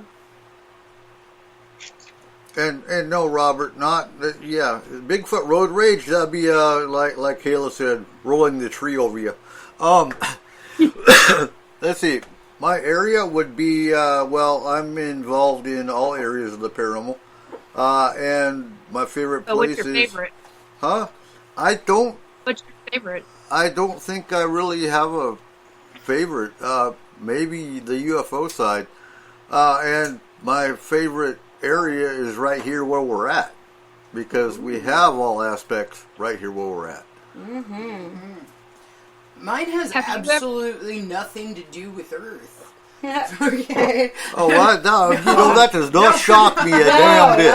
Kayla's going home. Hey now. No, her favorite is cattle mutilation. No, Yeah. okay. You guys suck. No, honestly, I look at everything in a more scientific approach. That is my field. That is what I enjoy doing. I look at everything in alternate universe and in alternate timeline. I also look at things in alternate planes. That's where I hang out. I love it. We have to build her a lab, don't we? You know what? I would say probably my favorite place though for doing the rock thing would have to be Fernwood, Idaho, of all places. Okay. So they have a place there called Emerald Creek, and it is actually full of star garnets, and there's a lot of other stuff right around there too. But what's really crazy about that place is, so there's a ghost town there, and you get some crazy stuff coming off that town when you're there. It's a really good feeling. I love that place. It's a good place to go to. Oh, so specifically, I would have to say Cumberland, and well, Cole knows that area. We've investigated the Cumberland Pass area. So the Cumberland and the Finney Creek area would be my probably more specific areas that intrigue me the most. All right, if we're talking like actual earthly areas that intrigue us, mine would be the Teanaway River Valley, over by Cleola. Okay. Yeah. Blue agate. Yes, Blue Agate, exactly. Yes. Actually, weirdly Yeah. enough, my grandmother was born in a tent there. I believe that. I believe that. I've been there.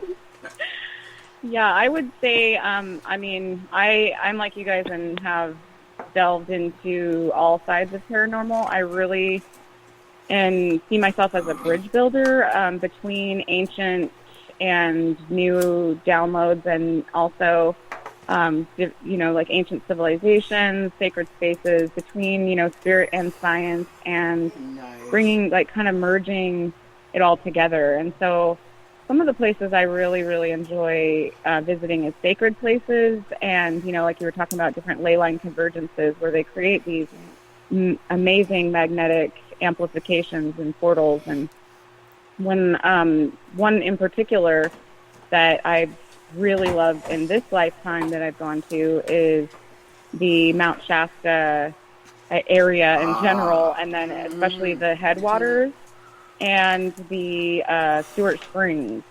So I'm also an Aquarius and been very connected to water my whole life, and the energies of what water symbolizes. And so when I go to different sacred areas of water, I just really am able to tap into the portals that creates in itself. And then you have these sacred places that have been acknowledged for, not only hundreds of years, but possibly even thousands and even more. So, Mount Shasta has been acknowledged as not only the heart chakra of, the earth, but also the root chakra. Hawaii is the heart chakra. So it's the root chakra of the earth, but so it's also one of those major 7 points of ley lines. But it's also, there are stories of the Lemurian land bridge that came, and that's they went inside the mountain. And there are different wisdom keepers that go there for ceremony, and I went there for a very powerful ceremony back in 2011, and it changed, a lot of parts of the paradigm in which I look at the world through, and having these amazing ceremonies and being in these just unbelievable places. And I mean, literally you can feel the energy, or I could feel the energy there. And I had an encounter where a person showed up and then disappeared out of thin air, and that was a whole nother story that would take me a while to explain. But I literally have had incredible experiences there that changed my life. So, having the way that you look at life change really leaves an imprint upon you. Oh yes, those places do, huh? And it's funny how you'll find that you get drawn back to those places too. For me, it's the Iron Goat Trail. Oh yeah. I went up there. Yes. And one of my very first experiences that I ever had with having getting a whole bunch of emotions off of a place was when I went there because of the tragedy of the tunnel collapsing and all the people that were trapped in there, and I got so overwhelmed when I went there, and all of the you get everything when you go there. It's you get fear and anguish and all that stuff, and so it was really an interesting experience, but I found, and you would think that would be something I would steer clear from, but I found that I get drawn back there quite a bit. I love it. Cole, you got anywhere? I'd like to go Bigfoot hunting in Saskatchewan. It's easy. Go out to the field and say he's not here. Well, he's behind the one tree that burned down. Because, I keep getting told that he's there, but, where the hell is he hiding then? Yeah. Wheat field. Right behind the buffalo. But no, I've always had an affinity for caves, dilapidated buildings, anywhere dark and creepy. For real. He's into the weird, dark, and creepy shit. That's where stuff hides. Yeah. Come hang out in my woods some night. Yeah, I just wish he would quit taking me along on these dark and creepy adventures. Oh no, that's not what's going on out there. Okay. What about you, Joe? Well, I'm actually, according to the question, I'm kind of living the dream. I've been all over the western United States, and I was always drawn to this area, and I've been lucky enough to be living here for the last 20 years. I'm just west of Lake Tahoe in the Sierra Nevada mountains. So it's nothing but granite boulders and pine trees and lakes and streams. And as far as going out and hunting cryptids, no. If I was something I was living out in the, if I was something living in the woods, I wouldn't want people coming out and hunting me. I'll go out and walk through the woods if I happen to see something or run across something. That's great. But I'm not someone that goes out and hunts Bigfoot or hunts a rake or Dogman or something. Plus, I'm always looking to the sky. There's always something moving in the sky, so that you can get almost anywhere, but the skies up here are so clear and so broad, it's amazing.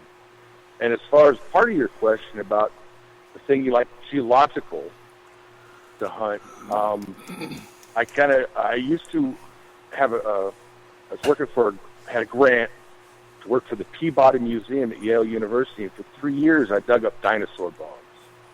And that just gets in your blood. There's nothing like digging into a formation and you find something, a 70 million year old shark tooth or a 600 million year old trilobite. One time discovered a triceratops head. It took us almost a month to jackhammer that thing out of the rocks, but there's just something about digging into the earth and finding something that used to be living, and it's the first time it's seen the light of day in 600 million years. It's amazing. Mm-hmm. Mm-hmm. And as far as the ghosts and all that goes, ghost hunting and stuff, I live near several old pioneer towns, the 1850s when they started up, the gold rush era, and I'm not too sensitive to the spirits around me, like I've said that, but I took the other Eric. He showed up here one time into one of the old hotels here, and he was just flabbergasted. He was looking around saying, man, I've never seen anything with this much activity. So there's a lot going on around here in this old town. It's kind of nice. Cool. Excellent. I don't hunt them. I don't bother them. If they want to show up and say hi, that's fine. But like I said, if I was a ghost in a hotel or if I'm a Bigfoot out in the woods, I wouldn't want someone following me around and looking for me with a camera. Right. Mm-hmm. No, absolutely. And with that, ladies and gentlemen, we are going to go to our last and final break. We will be back for our last hour of the August Roundtable. We'll see you then. You are listening to S4 on Spreaker.com.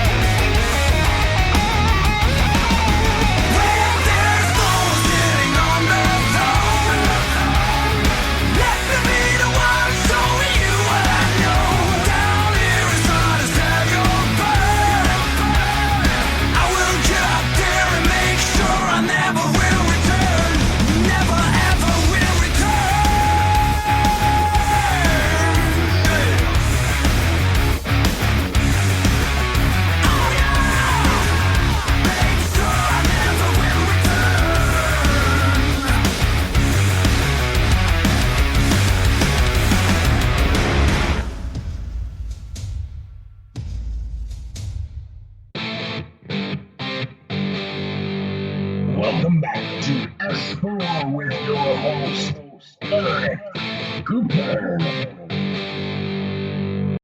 welcome back to S4 for our last hour of tonight's August Roundtable. And we will just carry right on. Kayla, what's your question for tonight? All right, so I'm going to kind of stick with the theme there that was last brought up. And I'm going to say, if money was not an object and you had free range of anywhere on this earth to go and do an investigation, where would be the one place that you'd want to really see? Oh, extraterrestrial highway. I don't even have to think about that. Nope. Nope. For me, it's extraterrestrial highway. Oh, I The know. Vatican catacombs. Huh? The Vatican catacombs. Oh. Hey, okay. that's a good one. That's a good one. With full access. That's Okay. I'm with I you. would say the library is underneath the Sphinx. Ooh. Yeah. I want to go to County Cork and go explore the Druid mounds. There's several of them over there that are supposed to be like really sacred places that are pretty cool. Nice. That's a good one. I would like to know what is in the mountain in, what is it, Arizona? Is it Arizona or Mexico Colorado? that's got that tower? It's got the tower. It's the religious. It's the Catholic. Devil's Tower? Yeah, no, that's not it. That's It's got a The Isis, the Temple of Isis in the Grand Canyon. no, it's got a Catholic church on it. It's got a horrible reputation. Oh. And people that go there are like, what is this all about? I cannot remember what state it's in. It's driving me nuts now. That's where I'd like to go because there have been some very fascinating stories coming. You talking about Stone Mountain, Georgia?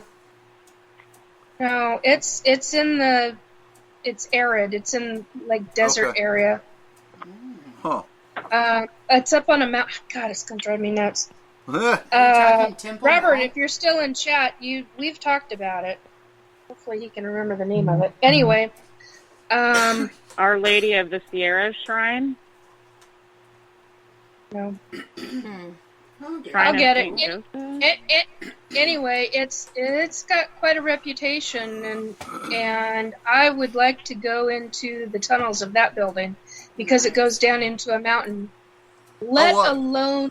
So Dennis, so we are answering this question on the premise that there is no protection, there is no nothing. It's just a place you want to go. So Skinwalker Ranch is completely acceptable For you, like you would Yeah. have full access wherever you went. Yep. Nikki, you know at 3 a.m. while you're sleeping, you're going to wake up and remember the name, right? Yep. Yeah, I can Well, no, she picture won't the sleep thing is, until she I can remembers it. picture this thing in my head. It's driving me nuts. Really? I mean, I want to go to Diablo Pass. Huh? I gotta. You want to go in this. Diablo Pass? Driving me nuts. Yeah. You're going to do it again, or what? Yeah, buddy. That's freaking awesome. I'm going. I'm checking it out. I'm going to see where they got all ripped to pieces. So Jennifer wants to know: has anyone ever seen the Titanic? No. Anyone seen the Titanic? What do you mean? Oh, I was I know on the that. Titanic in a past life. I can't hold my That's breath just that what long. I was gonna say. I know somebody who was. Eric past doesn't life. play. Eric doesn't play in water. I'm not a water person. I play in the mountains, not water. Yeah, I died on the Titanic in a past life, so Yeah, you probably don't want to see the I saw Titanic it. again. Not in this life. Nope. Ooh. What about you, Rebecca? What about me? What? Where would you want to go? Oh my If the sky was the limit. Yeah. To the Well, sky. Somewhere really odd. Australia. Okay. I Like the I want to go. outback? I want to go opal hunting in Australia. Oh, okay. Ooh, fire opals. Mostly because there are some neat, really neat people there. So some of the oldest like tribes of people in the world live in Australia, and I really I want to meet them. Tribe. Robert's in Australia. Oh really? Oh, I love Australia. Yep. So Robert can tell you exactly where to go in Australia. Where do you want to go, Joe? Edinburgh Castle. Give me about a month and a half living there, I'd be fine. Oh, heck yeah. I want to go to a big Scottish or Irish castle Me too. that's haunted That would be to so cool. Jesus and That would be so see if Oh, something happens. I know one. I want to put my head down and kiss the Blarney Stone. Right? The old Guthrie Castle. Oh, maybe you don't. Not right now. Not right now. I ate dirt. We're good. All right, so Dennis wants to go to Superstition Mountains in Arizona and the Copper Queen Hotel. Dude, we should take an S4 trip and just go to like all of Ireland. And stuff. Robert's saying a Lightning Ridge open Yes. mining town. What about Lumeria? I like mining towns. Ooh, Bavaria. So for hauntings, I think I like to go to Winchester Hotel or Winchester House. Oh yeah. Oh, the mansion. Yeah. Leap Castle. Huh? Leap Castle. Okay. Ooh, nice. Oh, let's see. Haunting. I don't know. Whose question?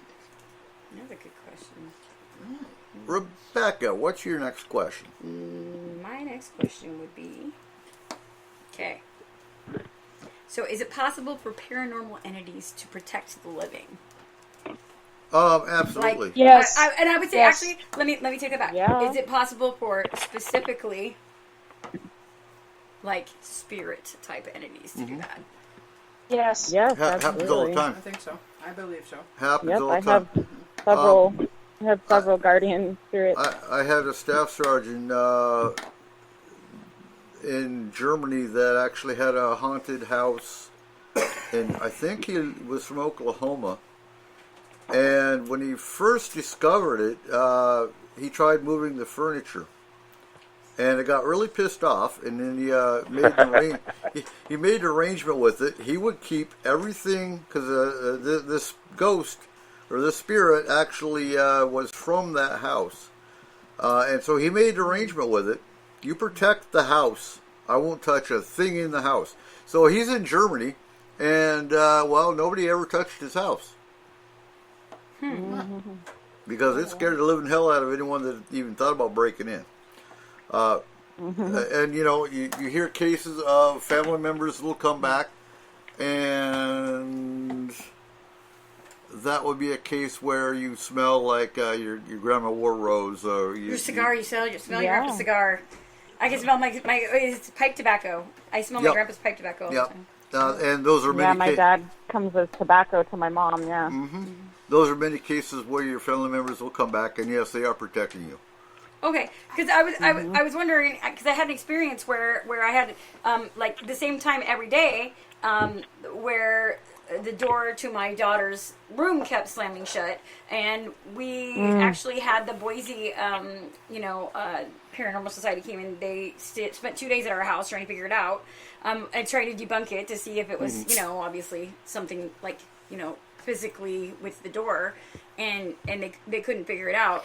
But my thought was, so I know sometimes things will repeat itself. Like there will be something that's just an imprint, and it's just repeating the same story every single day. Residual spirits. So I thought maybe it was something like that at first, but then after a while, I started getting a whole different feeling about it, and we started having some problems with something that was not good in our home, that was very angry, and I'm wondering if maybe it was something that was good that was trying to keep something bad out of my children's room. It's possible. And because it seemed like it just happened repeatedly, and I was just wondering if they can actually act in that capacity, if they have enough thinking power or whatever to be able to make that kind of decision about whether they're going to protect somebody or Absolutely. not. I believe they do. I believe they do. Yeah. Yeah, there's the law of free will where they're not really supposed to interject on, like day-to-day basis.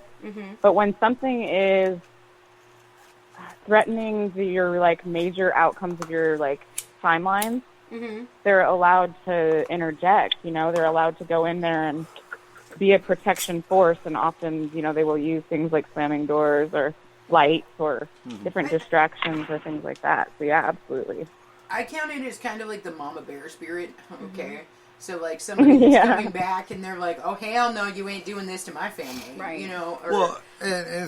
And you do hear of encounters where a spirit doesn't want, and it can be a complete stranger, but a spirit doesn't want someone to die the same way they did. Oh. So they'll warn them. Protect you from, whether it's a car wreck or whether it's some other kind of catastrophe. That's why you have your what they call highway spirits or your train spirits or stuff like that. Is because they're like the early warning sign. They're like, "Don't do this, dude. It's a bad idea." I got told to leave somebody one time, and I got this overwhelming, I was like crying and bawling and like freaking out, and I got this overwhelming feeling that I had to leave, like right now, leave, and I left, and then come to find out.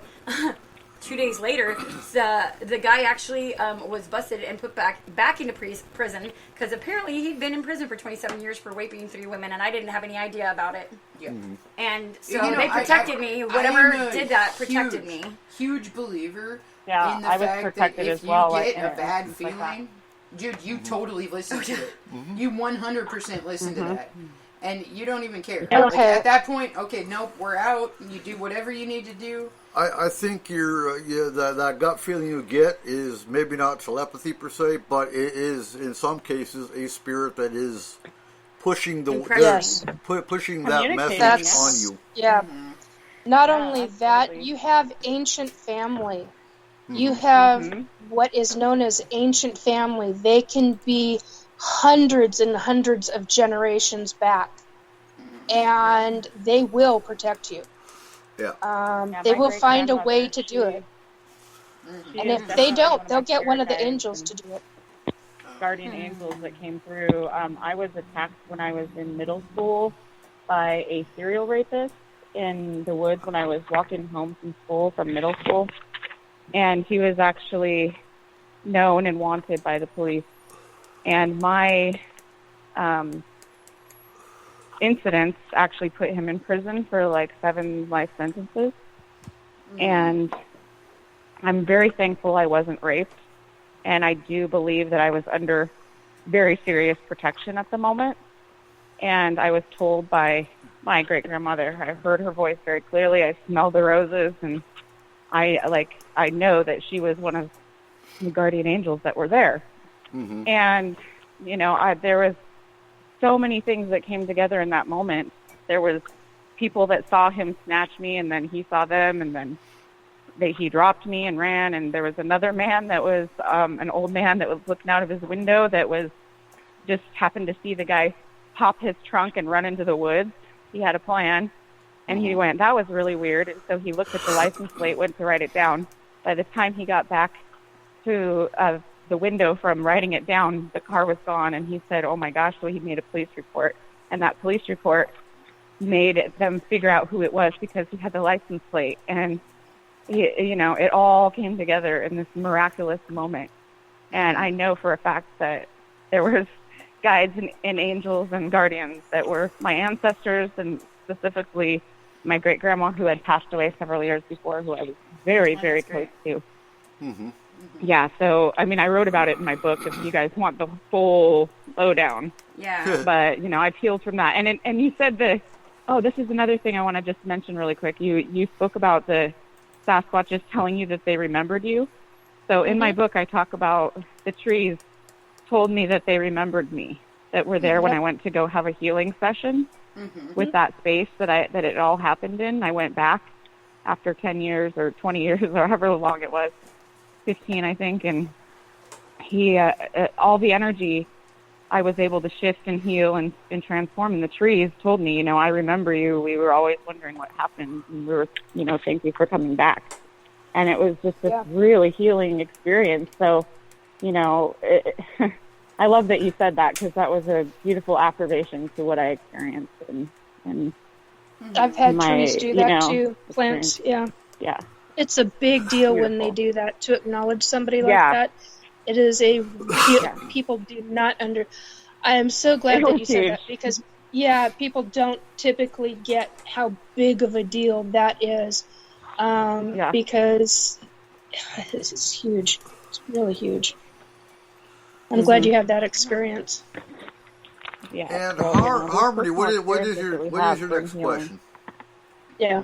Ooh, so this is kind of different, a little bit off topic of what we were talking about, but I for some reason I wanted to talk about ectoplasm. So I know a lot of people, when they experience interdimensional beings, especially ghosts, there's often residue left behind.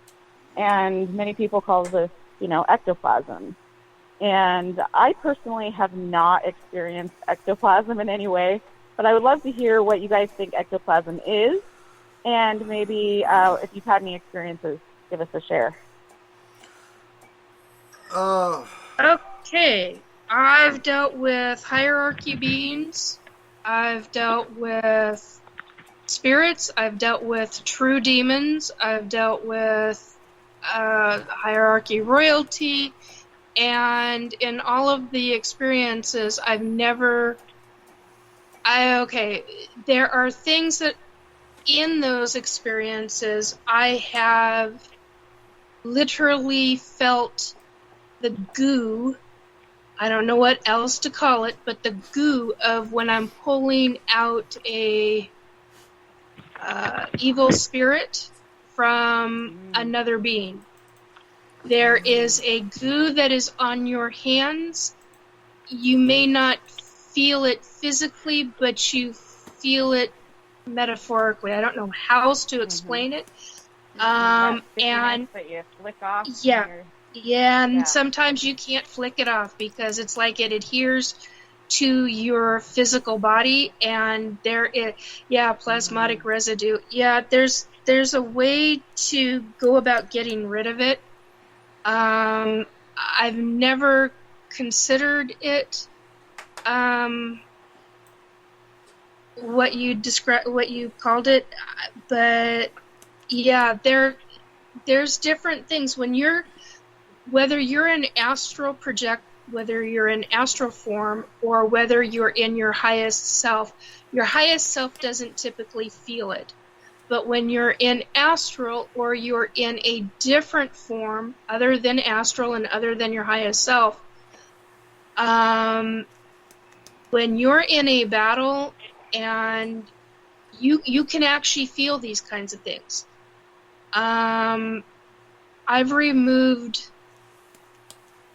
entities, for lack of a better word, from people. They weren't true demons. There's a very big difference between a true demon and a evil spirit and a wannabe demon. Right. And I've actually had the bits and pieces of one of those beings in my hands and have transferred them over to... Okay, I just got told that I can actually say this. I basically had parts of a evil spirit's soul in my hands, parts, and it was like drippy goo, a solid but a drippy goo mass, and I've been able, with permission, to feed it to what are known as demon dogs. To get rid of it, and physically, I don't know how to explain this. You can feel it physically in your hands, but yet at the same time you can't. But when it leaves your fingers and you've given it to however you're getting rid of it, there is a residue. There is a way to get rid of that residue, but it's with you cleansing. It's a specific kind of cleansing. Pine Sol works good. Maybe I have experienced Pine Sol. I just didn't really think of it in the right way, right? I'm thinking of it as like there's physical residue instead of that energetic residue, so right? what I'm gonna say, yes, I love that. In my experience, it's very much energetic. In my experiences, everything leaves a residual trail. Everything. I mean, if you walk through the house, you leave a residual trail. Everybody does. Yes. Everything Unless does. you're cloaked. Unless you're extremely well cloaked, then you will not. There are certain ways to stop you have to know how to not leave a trail, and it's very specific. However, that said, most people don't, and they do leave a trail, and you can track them back, which is how I tracked certain individuals back who were but that's also usually uncloaked astral travelers. Yes, but you can follow back. Yes, so but as far also as spirits like, can do okay. too. So as far as like we're talking ectoplasma and different things like that, what I'm saying is that everything leaves a trail. Whether it's alive, whether it's dead, whether it's a spirit, whether it's a demon, everything leaves a trail. Some form of, I love that. hey, I was here. Okay? Now, I believe that the stronger that presence is, the more, I don't know, for lack of a better word, energy and power that spirit or that entity or that whatever it is has, the more of a trail it can leave. And it doesn't care that it does, because it doesn't think that you have the ability to get rid of it. Now, we've had cases where, yes, ectoplasm was left in the residence, but when you're dealing with cases that are international and nationwide, it's not like I can run in New Mexico to gather up a sample, and it's not like the client themselves had the foresight to grab a sample for us. So has ectoplasm ever been tested in a lab? No, absolutely not. I kind of see it personally. I think what you're describing, Nikki, isn't what you would define as ectoplasm. Ectoplasm. No, it's a different form. Right. Ectoplasm is more physical. Ectoplasm is a physical. Right. It's a physical residue left after a haunting. Generally speaking, I kind of see it as anything with energy is going to leave some form. And it's kind of weird, but the only way I can describe it is kind of like humidity. Kind of like maybe the humidity from that entity's plane. And again, like Kayla said, I agree. The stronger the entity, the stronger the spirit, the easier it's going to leave ectoplasm behind. It's not only the stronger the spirit and the stronger the entity, but it's also the stronger your connection with that specific spirit or entity is. Because it's all about energy exchange. So if you have deep, deep feelings for that spirit or that entity, there is going to be a power there that isn't there with somebody else. Right. That's why you're not going to find ectoplasm in every haunting case. Ectoplasm itself is actually quite rare. We would have had a sample of, by now.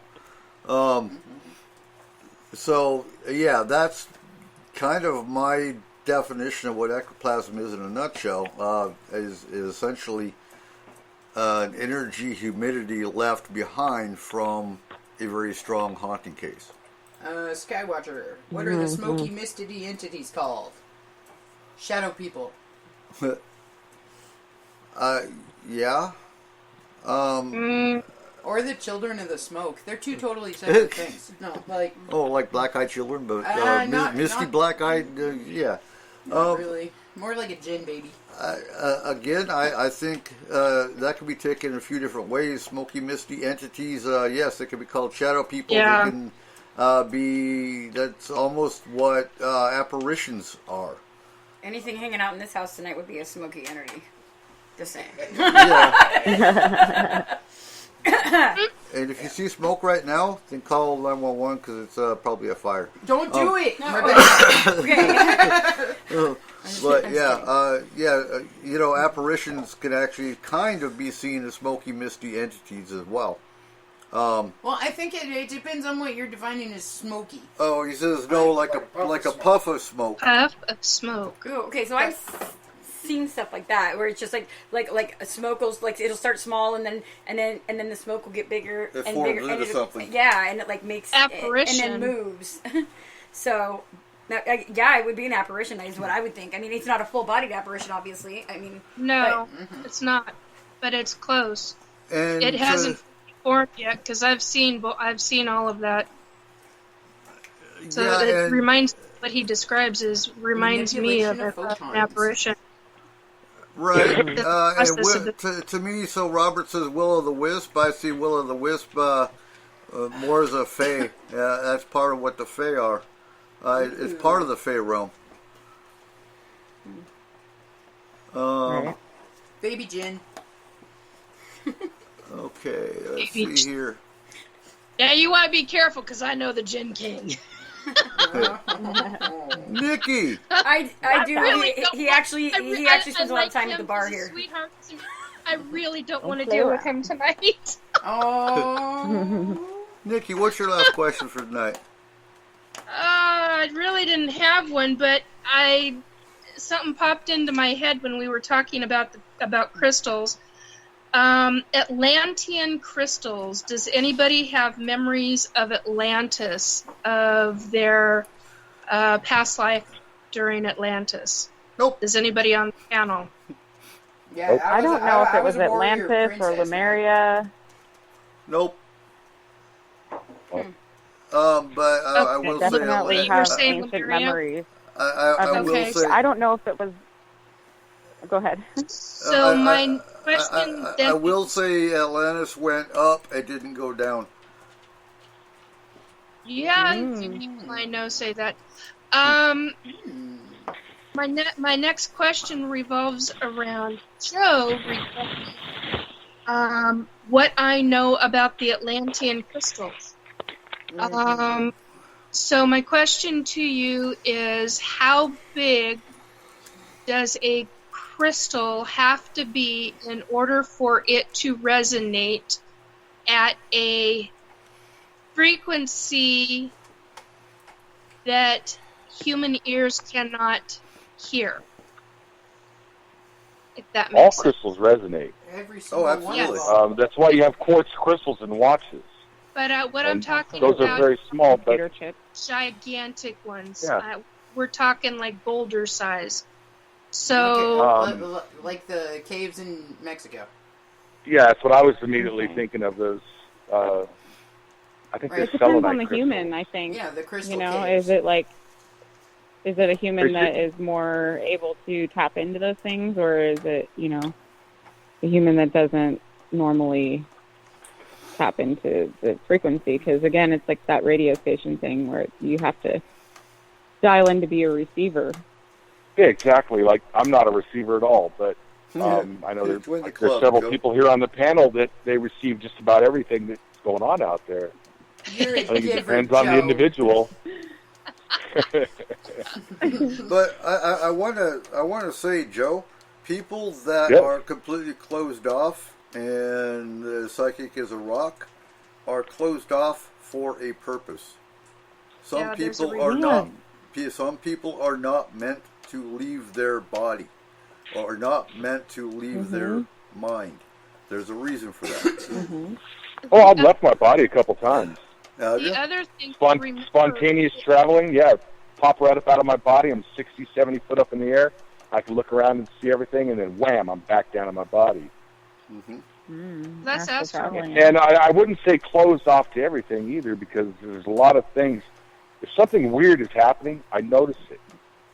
If there's either something in the woods, or if there's weird sounds, or a feeling where the back of my head, you can just feel the hairs standing up, I'm aware of all those things. I'll notice things that other people don't. I So would you're say doing- that There'll be you're times I'll be more sitting out- naturist than a traveler. I'll be sitting outside. I'll be sitting outside with a group of people, and all of a sudden I'll just look up and look at a certain star and say, "Wait, look at that thing moving," and you can tell it's not a satellite, it's not an airplane. But nobody else thought to look up at that time, but I do. So I wouldn't say I'm completely closed off. No, that's not being closed off. You're an automatic astral traveler, which means that you draw on You nature, can't- sir. yes, you do. The other thing to think about is, Joe, have you thought about what might be blocking your pineal gland? Because if it's been calcified, or if you've got calcification going on, you're going to have some Pineal gland, problems being opened You up. have a calcified pineal gland there, Joe. Okay. No more Yeah, pointy sticks for it's you, true sir. though. The pineal gland is very connected to the third eye, like she's saying. Yes. It's so true. That And like the if you more go- Hold on, we that's drink pineal fluoridated water gland. or eat certain Pineal things, has or That's not. So I have a funny well, story so for some you people about that. some people say pineal, some people say pineal, some people be say fair. pineal. So it just depends on tomato. Yes. Here's Yeah, the but deal. as far as you're saying completely blocked off, I mean, I've sat in my living room and watched an arm. It was from the shoulder and the top of the arm and all the way down, move through the room. Somebody was walking through the room. It was smoky. It was like an old black and white movie. So I'm not completely blocked off. No, you're not. I was going to say. Funny story about the pineal gland. I have I also have a calcified pineal gland, but when they wrote it up, they wrote penile gland. So when I went to the VA to have it looked at, they had told me to drop my pants, and I was like, "Why am I dropping my pants for a pineal gland issue?" That's the best story of the show. Calcified. No If you're calcification calcified there, for more than J-Ron? 6 hours, call a doctor. I didn't know I had it going down there. Yeah, it's a real bad mistake when you're going to the doctor. Definitely. That's why they put the X's and O's and marks on your body before you go into surgery. You couldn't even explain it by saying third eye. Right. Okay. I'm just saying. Yeah. All you gotta do is rub it. No, it's You're hard, on your but I believe center. you. Rub You your can do it. pineal gland? Yeah. Or Now, penile if the gland? gland Yeah. isn't blocked, you can Real quick, actually get backtracking. Well, and it's like a muscle, the more you use it, the better it gets. So. Alrighty, we're not going to go down that road. Yeah. You can also have a blockage I don't rub my... ninth shot. Wow, Anyway. this is fun. I want to come again.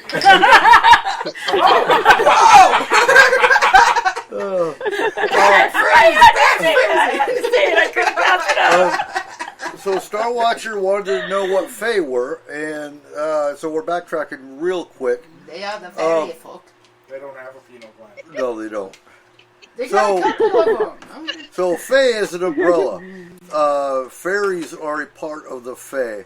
When you're talking about Fae cover, or mermaids, trolls, goblins. There's like I don't know, 1,000 plus different races within the Fae realm, which fairies is a part of that. Like the fantasy realms that are connected deeply to nature. Yep. Goodness, all of that.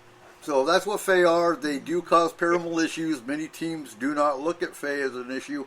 So everything is a spirit to a lot of teams that go into a paranormal case. When in all reality, it's not a spirit at all. It's a fairy or a pixie or a... Pretty sure it's in my woods. I told you. Many other... Or an ancestor or an elemental.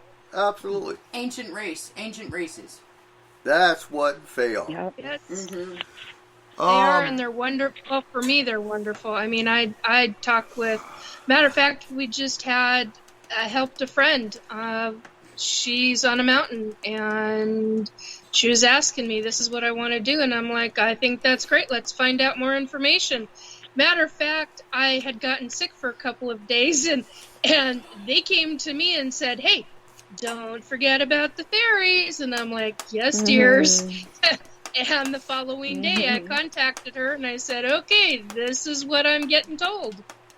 So they very much wanted to be a part of her life, and I was like, that's pretty cool. So, Be careful what you invite into your life. Absolutely. I mean, when we're talking Fae, there are some good Fae out there, but there are some crazy little shits there's some too. ones that'll kill and you you in a don't heartbeat. want that stuff. There are. And there's but little tricksy ones that just love So to you teach be you careful lessons what through you open tricks. that door for, because sometimes you get a surprise that you are Pandora. not ready Yeah, for. be specific. I got very, very well told exactly what she was supposed to do. I checked it with the hierarchy royalty. We got it all good. Because I was like, okay, which ones are we dealing with here? It got very For specific. those listeners out there that, are wondering about Fae, it's important to know that you have to be specific and you need to have respect for Fae. You need to be very respectful, just like Bigfoot. Yes. And that's why a lot of people can, kind of get confused when they're talking about Bigfoot and the Fae, because they do have a lot of similarities as well. So, treat them with respect, because they will be very upset or tricky and Yes. defensive if you aren't respectful of the things that they protect. You know? Very true. All right, Joe, what's your last question for tonight? Well, I was curious to hear anybody on the panel's experiences with aliens. I haven't. I know we got some good stories here from some of them. I've heard Nikki's stuff. You've But heard some of my I stuff. personally don't have any. Maybe I do. Like I had that one story where I had 5 hours missing. Maybe I had a great experience then, but I don't remember anything about it. And I was just wondering, what's Hey, I your miss the favorite 60s. personal story of something that happened to you? Joe, I got a sneaking suspicion that you know more about ETs than what you remember, because of the fact that you just said moments ago about the looking up, and nobody else would think to look up, and there you've got something. That possible. usually Yeah, is an exactly. indicator. That is usually an indicator of somebody that has something going on regarding ETs. Hey, that could be It's why you're very blocked, possible. Joe. That could be why your mind is blocked. Ah, That's very possible. possible. Well, It's another sometimes it's just how we possibility. look at things. Like, I was like, I don't really have experience with ectoplasm, but maybe I do. I'm just not looking at it in the same way as what I thought it was, right?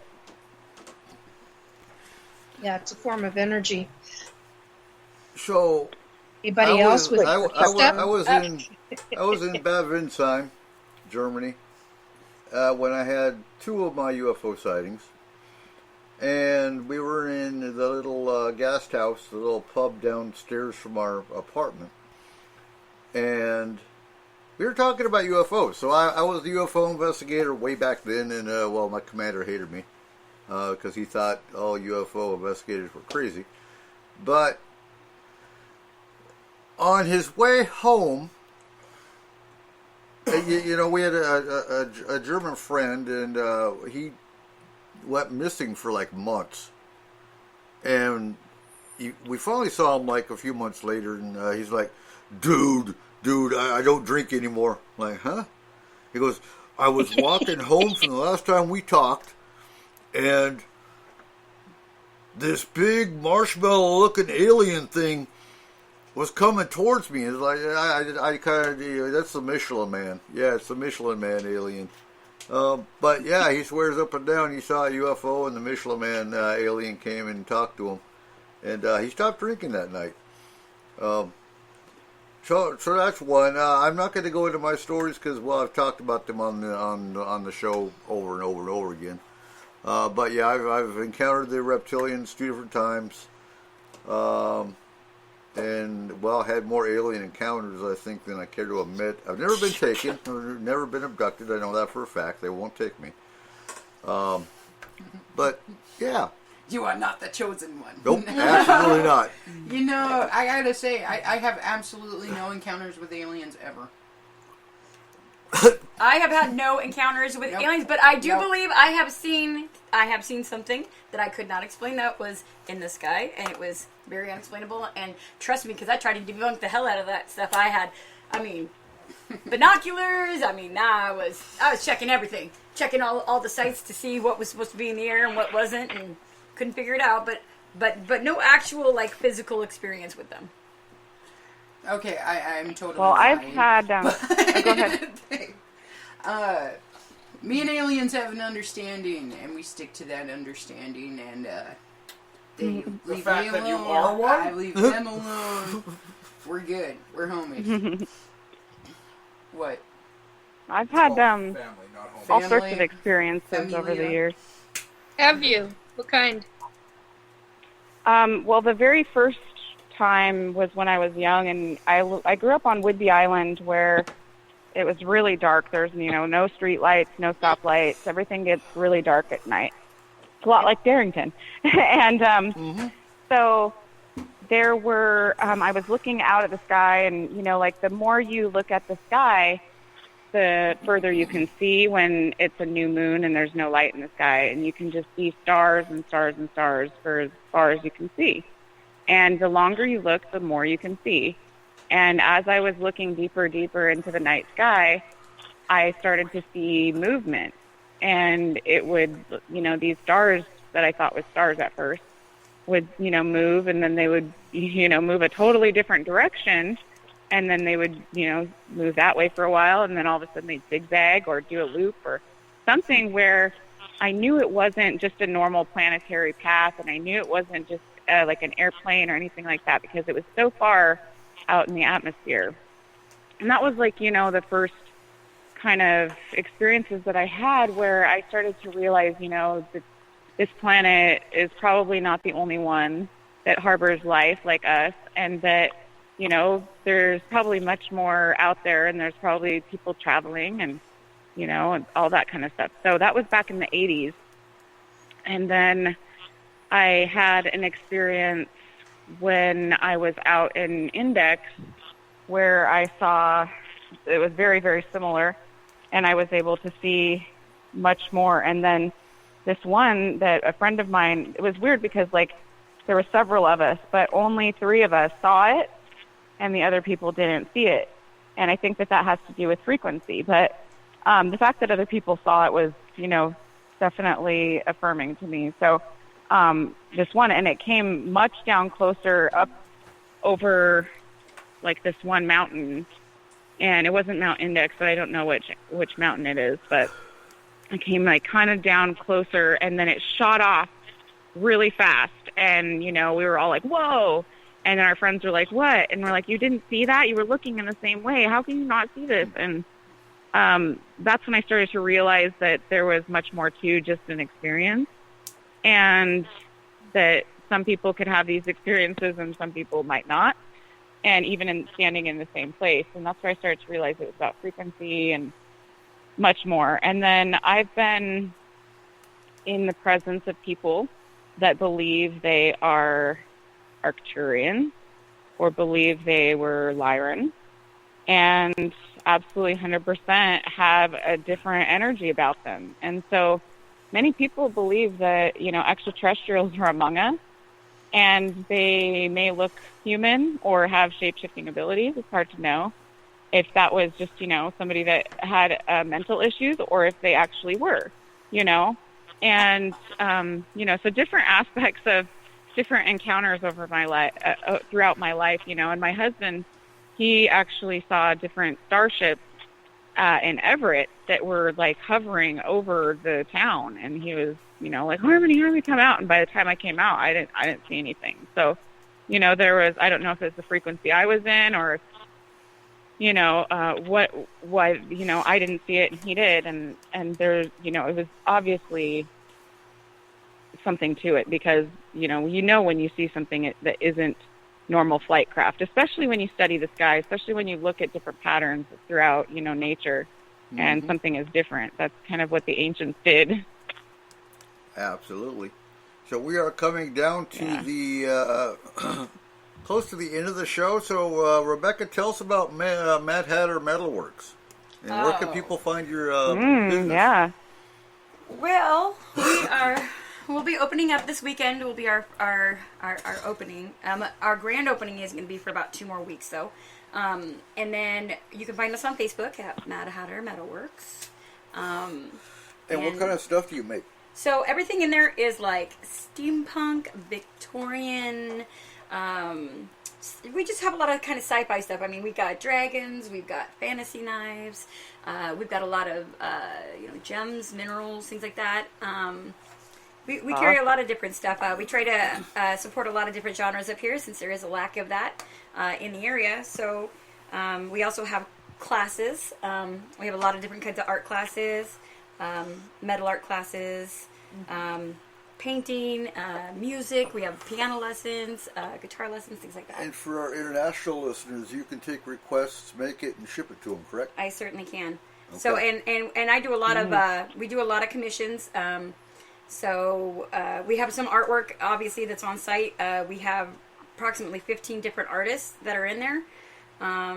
And we like to have a big variety, and it's all it's all like I would say kind of abstract art. It's not the normal traditional art. It's all very unique and very eclectic. But it has more of I would say it has a dark feel to it. Almost all the artwork that's in there, it all has just a little bit more out there. A little medieval. Well, yeah, there's some of that in there. We got some of that in there. Like I said, we got some pretty, steampunky stuff in there going on. And then we've got a lot of artists that are just excessively talented. They're very, very, very unique and different.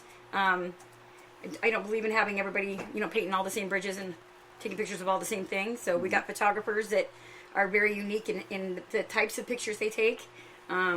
And we have a little bit of something for everybody, from $5 to $500,000. I mean, it just depends on what people want. So excellent. And for our local listeners, you also offer like spot welding, that kind of yeah, thing. we do some small fabrication. Also, locally, what we also do, so all of the scrap that we get, we recycle the stuff that isn't able to be used for artwork, and the proceeds from that, and also the proceeds from some sales that we have at the swap meet and stuff, go towards supporting local young artists. We buy them art supplies for, the kids whose parents can't afford to purchase those things for them. If they need a band instrument, if they need, a tuba or a violin, or, the money goes towards that. Nice. And I can say I have been fortunate enough to see some of your artwork, and it is beautiful. Mm-hmm. Very well done. We're also buying Where are you located? Concrete? Concrete, she's yes. in concrete. What? I'm also buying 2 of her pieces, I didn't tell you. Oh, okay. Cool. I am totally okay with that. And you're going to be a DJ on KSVU 90.1 FM. I am. What's your show going to be on? So actually, my show will mostly be probably rock music, Okay. leaning towards heavy metal, a little bit of punk. But it will also be, I'm going to, handle all the art news about local, musicians, where you can go to karaoke, where you can go, for an open mic night, things like that. Try to keep people informed up on the local scene. Dennis is asking if you have a website that you can go to. So my website is not currently up at the moment, so Facebook is the best way to find us right now. All of the current pictures and up-to-date stuff is on there. Do you have her Facebook business page you can throw up in the chat room? Yep. Yeah. Excellent. And so, Harmony, where can we find your book and your YouTube channel? Yeah, you can find my book, Birthing a New Paradigm, on my website. That's wildcraftwellness.net. And you can also find it on my Etsy. You can get an inscribed copy there. That's at Wildcraft Wellness. And then you can also get it on Amazon. You can get it on Kindle as well when you go through Amazon, and you just look up Birthing a New Paradigm, or you can look up Harmony Fronter House and find me there. And then on YouTube, I have several different shows, and you can find that on Wildcraft Wellness on YouTube. On my channel, you can subscribe for free and check out all different shows. My main one is called Tea Time, and I interview all sorts of different people. We talk about different kinds of conscious conversation, all walks of life, lots of the kind of topics we talk about here. So, check it out. Give it a like and share it with your friends on social media, and that's really appreciated for the algorithms that have changed so much over the past several years. So, we're not getting as many viewers as we used to. So, definitely check it out and share it. That would be really appreciated. Thank you for having me on the show. Excellent. And Nikki, where can people find you for a psychic, any kind of psychic consultation? Well, I'm still doing the Facebook thing, so it's Nikki, Nikki .Jacobs.376 on Facebook. Private message me, and I will get back to you. Or on my psychic page on Facebook as well. But easiest way to access that is through the Nikki.Jacobs.376. So. Excellent. Right. And There you Joe, go. Joe, are you available for pointy sticks yet? Come on down to Joe's Pointy Stick. Well, no, I'm not available for the pointy sticks right now. I'm going to try to spend the rest of the week decalcifying my pineal gland.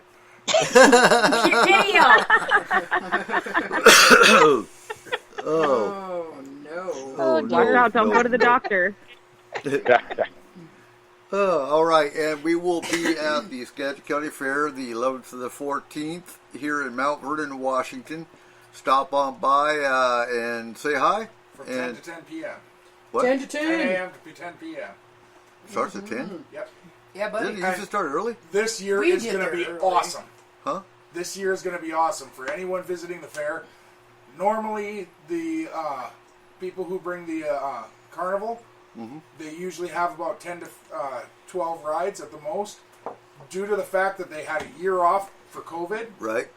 they have every machine, every Wow. ride there Oh, running yay. open. I know, right? So they will I'm have a excited. total of I need to 16 put rides one at corn this carnival. Damn. Yeah. Very Not Yeah, only that, but they're they having have more this year. way more games and all kinds of cool stuff. I'm sorry, I'll be They sitting booked at up the all the booth. carnies. I'm not going to go on the rides. Oh Each man, night- I need a foot long corn dog hand dipped like you would not believe. Each night Corn the dogs fair spin has around some the great bands out, and I think Friday night is Latino night. It might be Saturday though. And they have great bands playing. They're free to watch. There is a hypnotist, a magician, all kinds of things going on at the fair. What? Fair food. Yes, the Scratch Daddies are playing. I believe it's Thursday from 4:30 to 5:30, and we actually know one of their singers. So come support them. They're going to be out there and support everyone at the fair. Like, these guys are your local guys. These kids have been working their butts off at the fairgrounds. I drive by there every day and I see them working like crazy trying to get the fairgrounds ready. And the fair is bringing back something that's Well, after always fun COVID, for me. you know, we need more of that. And always support Yeah. your local 4-H clubs. Yeah. I mean, Yeah. they Oh, always absolutely. need that support. So- This is the Yes. first Exactly. year in a while that they have had, or that they are going to have, mutton busting. Mutton Oh, awesome. Busters! Oh, I'm so excited. All right. So, Dennis wants to know if they have COVID restrictions. It's an outdoor event primarily. Usually the COVID restrictions are indoor. You have to wear masks to do the social distancing if you're indoors. If Because you're it's concerned, outdoors. obviously. Unless you've been fully vaccinated and 2 weeks out. Yeah. Yep. But I'm sure they're going to require masks to an extent, and I'm okay with that. But yeah, and you know, we'll see what happens this fall as far as that goes. I know COVID's gone up. It's gone up again because of the Delta variant. But I know, you know, it's in common our state, sense. in our state and county, there is no restrictions on for the fairs right now. Okay. Other than if you're No. not vaccinated, Yeah. you have to follow the social distancing protocols. Right. Yeah. Absolutely. And so, as far as our S4 booth, we are limited on mugs. So make sure you get your mugs. Mugs and We stickers have and buttons. All our right. stickers. It's We're all gonna great. have It's all great. a huge Yeah.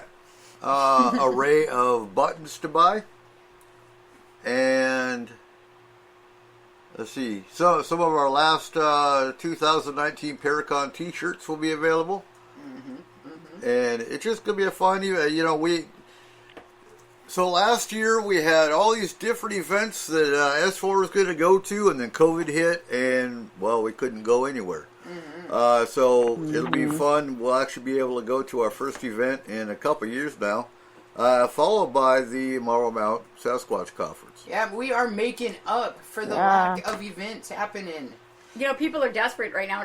They want to get out and people want to start socializing again. We're doing a block party on our block, probably the end of this next month, just to get everybody in the neighborhood back, you know, being social again, because it's hard to come back from, you know, a year and a half of not, you know, being pretty close to people, I mean. Yeah. Absolutely. Yeah, so- especially in so- small towns like Barrington. We Yeah. just had our street fair a couple weekends ago, and it was, you know, really nice. Good So Dennis, when it comes to the mugs, we are going to make mugs eventually. We have a machine that's going to help us with making our own merchandise. but we don't have the time between now and the fair to get as much stuff made as we wanted to. But we are going to start stocking up on merchandise to sell. Yeah. We got rid of the store that we had because nobody was buying, and we were paying extra for the website with the store on there. That's why we took the store down. But we will have fresh and new merchandise coming out soon, and we will post pictures up for folks who want to buy some stuff. Yeah. Absolutely. And hey, if you need And your their taxes their done, mugs are come to great. Cedro. I'll do them for you. You don't have to come to Cedro. You have a portal. I remember? do have a portal. Right. I got a portal to tax heaven. How the hell do I have to remind you about that? All right. RedRoverTaxServices.com. Absolutely. And tax season, we're halfway through the year, so you'll be getting ramped up for the next tax season soon Right? as Right well. away here. This is Yep, crap. How the hell is it August already? I know, right? I know, that I happens. Not know. fair.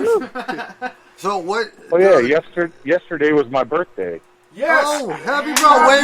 Birthday, Joe. Okay, one, One, two, two, three. three. Happy birthday Happy to birthday you. to you. Happy birthday Happy to birthday you. to you. Happy birthday, dear Joe. Joe. Happy birthday to you. At least one more. Yeah, you feel better now? I blew out my candle. On channel Good. 4. Ew. So what are we talking about next week? We don't know. Paranormal. We're getting it. We'll get to you back on I was gonna say Facebook she page. has got it down. We'll get back on the Facebook page for what Yes. we'll be talking about. Oh, what? right. What? We'll get we'll post it on the Facebook. On the Facebook. Okay, we will post. Yep, Yeah, well, look for the absolutely. promo. And with About that, folks, paranormal activity at fairs. huh? Do what? Paranormal fair activity. Creepy clowns. Let's do it. Ooh, creepy clown. Oh, that's something to mention too. So Right, this year, just so everybody locally listening knows, Mad Hatter is going to be doing Halloween super huge this year. So that's going to be the place to be on Halloween yeah. night. All We've got some right. haunted forest stuff going on. It's going to be a blast. Rock on. All right. So with that, Yeah. folks, great show tonight. Thank you to the panel, and we will see you next week. So remember, stay safe this week, and remember, keep your eyes to the skies. Ladies and gentlemen, thank you for joining us here at S-4 Radio. Remember to head over to Facebook, give us a like, and show your support. Are you feeling left out? Did you not get enough? Remember, you can always find us on Amazon Music, Spotify, iHeartRadio, TuneIn Radio, iTunes, and anywhere else you get your podcast globally. Join us every Sunday night, 7 p.m. Pacific Standard Time for S-4 Paranormal Radio. And remember, keep your eyes to the skies.